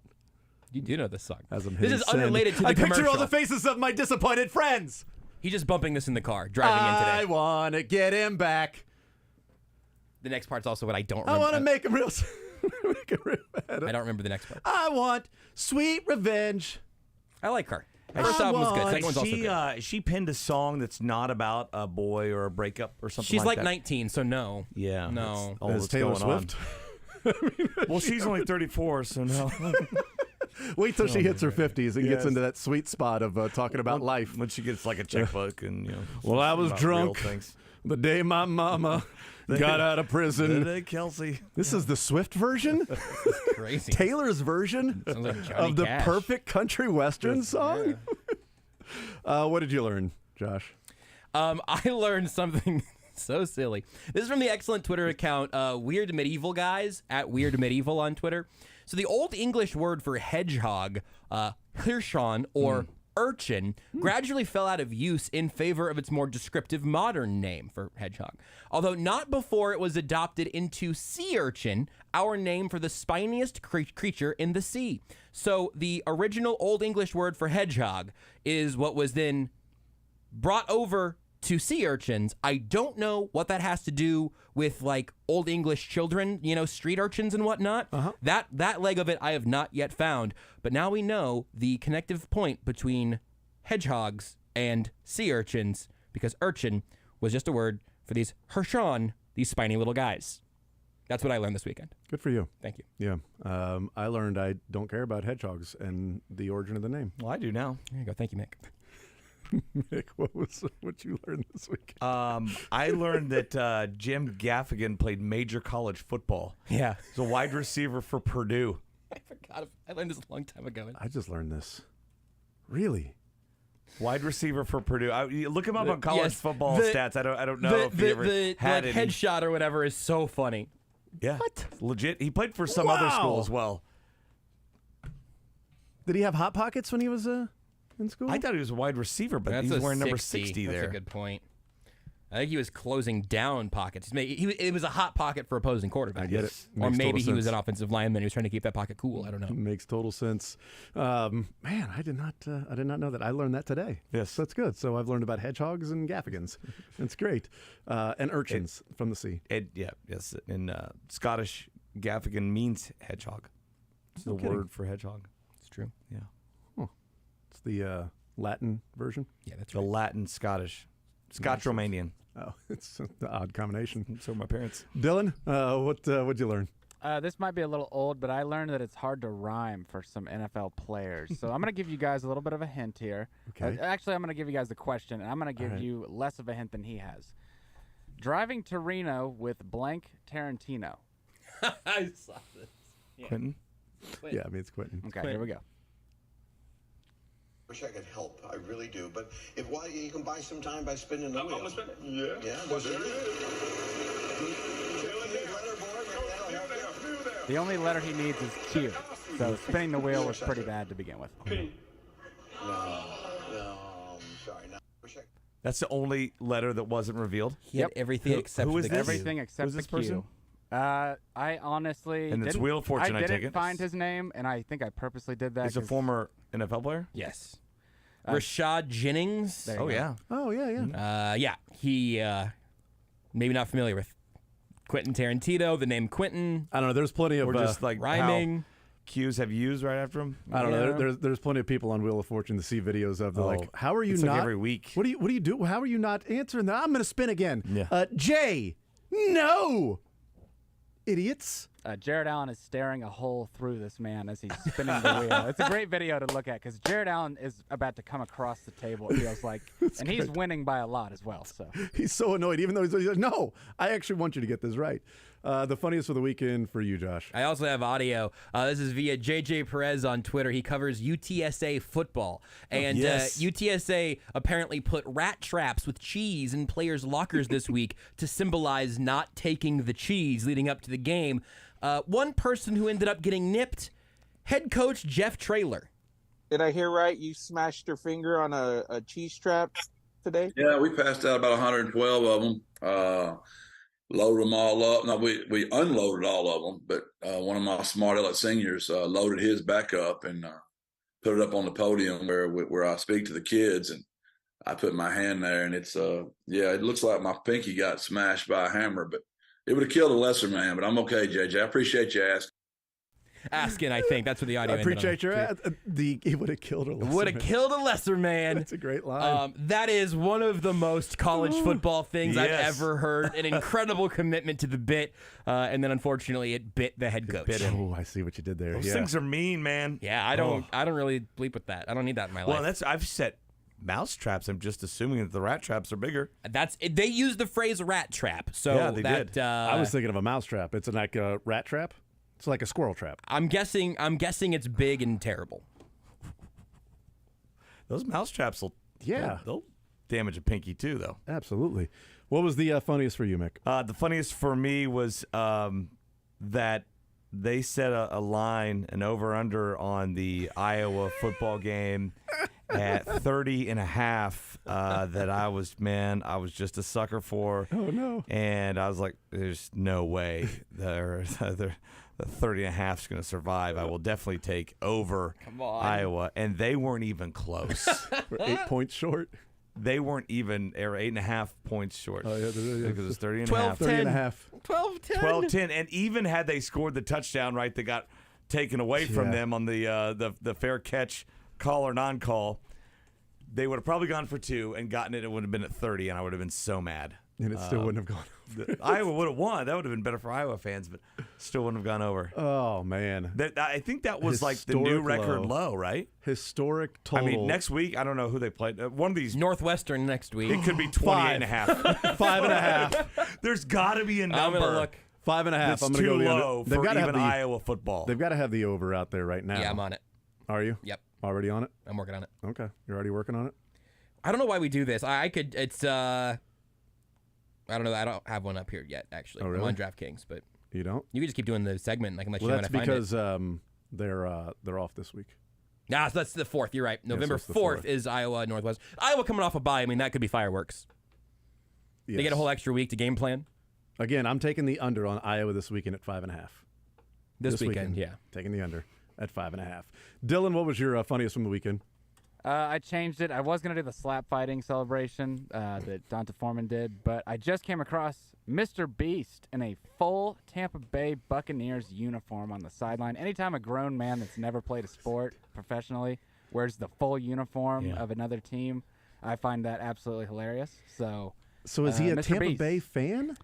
I thought really he don't was know. a Panthers and fan. I feel bad because he's fun and energetic, and he has a bunch of YouTube videos where he does a bunch of fun stuff. So maybe that's part of this, but also, I'm sorry, someone in football pants that's not planning to play in the football game. In the socks and cleats and a jersey that Correct. does like go, it grabs around his arm. Just go ahead and give him shoulder pads at this point. Like, go ahead and give him a helmet for all I care. But the cuff sleeves and he looks like a punter. I mean, he just looks like a punter. He does look like a punter. He looks like a punter who forgot his shoulder pads. Yeah. You know what? Yeah, that's right. He looks like a punter who's out there just warming up before the game. Yeah. There's no shoulder pads or anything. Because people have talked about wanting him to buy the Panthers. Like, so Okay. that's why I thought maybe he was a Panthers fan, or just that he's from North Carolina. So people are just saying then, hey, buy the Panthers. You're from North Carolina. Because he's going to be worth like $1 billion soon. I think he also might have done a jersey patch on on an NBA team. I think Charlotte. Well, that would make sense actually. I think it was the Hornets. I think he's doing an ad patch for one of his snack things. Yeah, for the Charlotte Hornets. So the Bucks gave him like a 2-day contract. That's what he said. He to said be I got around the Bucks. Yeah, he says a 48-hour contract. I'm guessing they didn't have to work that under the salary cap, but I'm guessing there will be a video about all of this that will make a bunch of money. In the NBA, that's a real thing. Yeah, you can have a 10-day for sure. It's a 2-day contract. Wow. My funniest from the weekend, I mean, I was deciding between funniest and best and which is the funniest, which is the best. I don't know. My funniest ended up being what I said last night on Sunday Sound Off, and that is the irony of sports coming full circle. I know that everybody was paying attention to the Pitt Wake Forest game over the weekend. It's a huge game. To give you an idea of what took place, Pitt was up by 3 points in the game. There was 2 minutes remaining, and Wake Forest had a timeout. It was 3rd down and 7. Pitt's quarterback scrambles to his left, runs, gets the first down, and slides, so the game is over. Except the official marked him where he started his slide, which was a yard short of the first down. But technically, starting your slide means when you start to lean back. Yeah. I mean, his butt landed a good yard or two past his knee was like 2 yards. When his knee hit the ground, it was and like 2 he yards slid past. further, but they called it like where he's leaning back, and I think that's a number. So it was like 3rd and 8. They gave him 7 yards. They punt. Wake Forest scores a touchdown and wins the game. And the irony, and what makes it funny, is being down where you start your slide, because Pitt quarterback Kenny Pickett faking the slide against North Carolina and then staying up on his feet and running for a touchdown that now the Pitt quarterback just a few years later is marked a yard short, and they end up losing to Wake Forest. Sports full circle. No program deserved it more to be spotted short than Kenny Pickett's Pitt Panthers in that if they in that just game. disbanded the program, they wouldn't have to deal with any of these things. That's exactly right. That's exactly right. And my other funny one, because I had Making a the couple. rules here. Yep, totally making up the rules. Giants Commanders, late in the game. Everybody was watching this one too. No, it's 4th and 13. The game clock says 33 seconds. The play clock is 25. So 4th and 13, there's going to be about 8 seconds left, right? The Giants would have had to punt from their own 2-yard line. Oh, yeah. Deron Payne was, quote, injured. What's the score? They're down by 7. Okay. The Commanders are getting the ball back down by 7. And there's going to be 8 seconds. The Giants would have to punt from their own 2-yard line. Or just take a safety. They could have done that too. Deron Payne was, quote, injured on the play. He was on one knee. He was holding his right foot, sort of just sitting there, just rubbing it, right? And the teammates are like, hey, man, what's going on? And he's sort of looking around, and he's rubbing his right foot. The whistle blows and stops the clock, and he gets up and walks off the field with the trainers. In his mind, he stopped the clock, helping him out. The rule is they didn't have any timeouts. So when they stopped the clock, they reset the play clock. Game over. Game over. Game over. They don't have to take a safety. They don't have to punt. They don't have to do anything. And he's like, Whoops. Homer Simpson back in the hedges, just like sort of slinking away. No. My foot is broken. Actually, it is absolutely broken. All right, best Mick. What was your best from the weekend? Went down to Wichita. My brother had a show. He's a comedian, and it's a great show. He had like almost all new material, and it was so funny. And he had a joke about his Facebook password, and it's a very obscene password that he has with whatever, a nice number at the end. And it's a hilarious joke, and he like calls it back at the end. Well, he's at my house this morning. Apparently, his Facebook got hacked today because that's his actual password. Are you? No way. I'm like, he's like, yeah, it's like to everything. So hopefully, he's changing it all right now. It pops up, says this keychain is showed up in a. He's like, it's fine. I'll change the password because I got to keep the joke. I'm not gonna stop saying the joke. Yeah, either change the joke or the password. I feel like the password would be the easier one to change because the joke killed. And he even looked the most recent Facebook post where the hacking was going on was Wichita, Kansas. Yeah, I mean, I would have tried to log in as him just for kicks, I think, just to see, like, is this really his password? Just out of curiosity, what bank does he use? Also has an obscene name in it. It's weird. It's the same. The bank does? Yeah, it is. It's the same bank, yeah. I got a funny one that I can't say here. Nope. I'll tell you in the break. Dylan, what was your best from the weekend? My best is pretty simple. It is the Rangers beating America's favorite team, the Astros, as they try and defend their piece of metal. So there is a Game 7 tonight, so that means we get 2 baseball games today. Actually, go to Scott's next show. He has got a great Social Security joke. I can't wait. Social Security number. I can't wait. My best from the weekend was, it wasn't even the game and the 36-12 win. Or 34-12 win. It was more after the game that Shane Beamer, who broke his foot last week because they lost to Florida, in the post-game press conference was paying attention to the most important things that it comes to his program and losing that game to Mizzou. Hopefully, with all the expansion and facility projects they're doing here, we can maybe find a better post-game press conference room with that new development that they're doing out here. His team lost by 3 touchdowns, but he's focusing on the important things. It is a bad room because if you listen closely, it couldn't even pick up his whole everything he still said. Doing construction, so if you listen closely, you can actually pick up things that the microphone didn't pick up that actually was coming out of his mouth. So take a listen. Hopefully, with all the expansion and facility projects they're doing here, we can maybe find a better post-game press conference room with that new development that they're doing out here. They need a better room. They need a better room because that's ridiculous to have that happen. He was the same one that went down the list, blamed every player the week before, right, or something. His post-game pressers aren't experienced. He also wants to fight an SEC coach. Yes. I would say he tried to fight something, and that whatever he kicked won. And now he's worried about a post-game press conference. I hope they get a better room here for our sorry-ass losing team. Sick burn. Yeah. You want a coach you're willing to kick through a brick wall for, though. I mean, that's... That's right. Yeah. Well, he's showing that he's laying it all on the line. He's willing to tough it out with a broken foot. He's walking up and down the sideline with that broken foot. Anybody else out there injured go play football? If your coach can walk up and down the sideline with extra padded shoes with a broken toe, then I think you can go out there with a broken arm and play quarterback. You should see the Chiefs visitor post-game press conference room. It is a closet. It is tiny. Yeah, Shane Beamer's pissed. Yeah, NFL coaches can deal with it. He's actually hoping Mizzou's renovations will help out Arrowhead eventually. What was the best for you, Josh? The dichotomy of Taylor Swift looking genuinely like Travis Kelce had just gotten shot on the most routine play we've ever seen, which is ending completion, while Brittany Mahomes is cursing until the flag comes in and she goes straight into celebration mode, while Taylor Swift is just hands clasped over mouth, really worried for this old man in the end zone. And then also over the course of this game, screaming right in the face of the Mahomes children. That is such a good Arrowhead experience. I don't think she needed to prove it any further, but like I said earlier, I think Camaro Head is back now. It's back now. Well, I mean, had she ever seen like a Travis Kelce target incompletion? I don't know. Because they were Travis on been that shocked. streak of like 29 straight. What does this mean? What happens now? Is he fired from his job? They have to put Is him the down like a season over? horse. Is it broken? Do we reset the game? Does he have to put him down like a, do they bring the tent out and put it That's over what the him? tent is And then for? the ambulance comes and they just drive away and there's nothing there anymore and we just wonder what happened to the horse? Do I write a song about it? If you haven't watched a football game with someone who is not a football fan in a while, incomplete. you've got to do that you. because you will be cheering. It's the first time that someone in a watch party goes, "Kill him!" and someone else is like, "That's crazy. You're a lunatic." And then 45 minutes later, it's "Kill him!" Yeah. Sports are the best. She should go to the next Chiefs game because they love chanting about incomplete passes in Denver. That's their biggest thing. They really get it around here. Hey, they understand. That's awesome.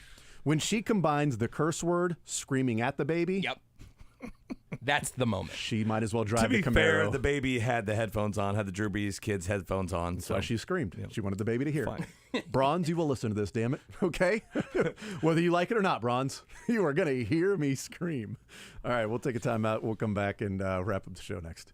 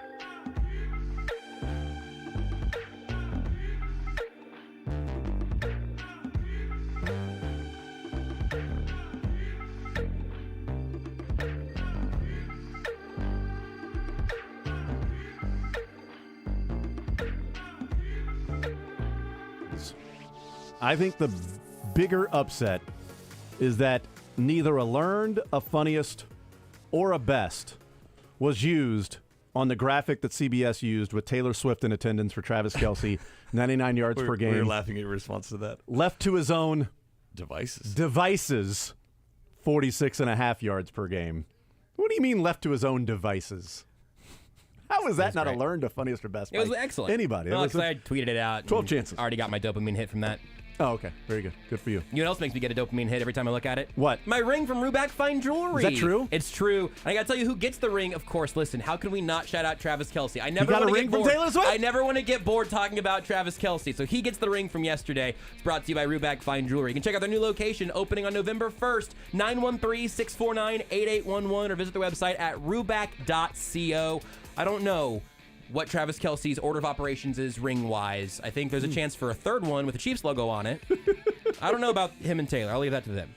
But if they want one, Ruback Fine Jewelry is where I went, and it's where they should go to. Look, Kelsey, if you want one, go to Ruback. Don't be left to your own devices in trying to figure out that ring, okay? Because you only hit 46.5 yards per game. Yeah. I love my own devices. Do we really have 10 more seconds left? I mean, it's not I use anybody else's. All right. The program's next.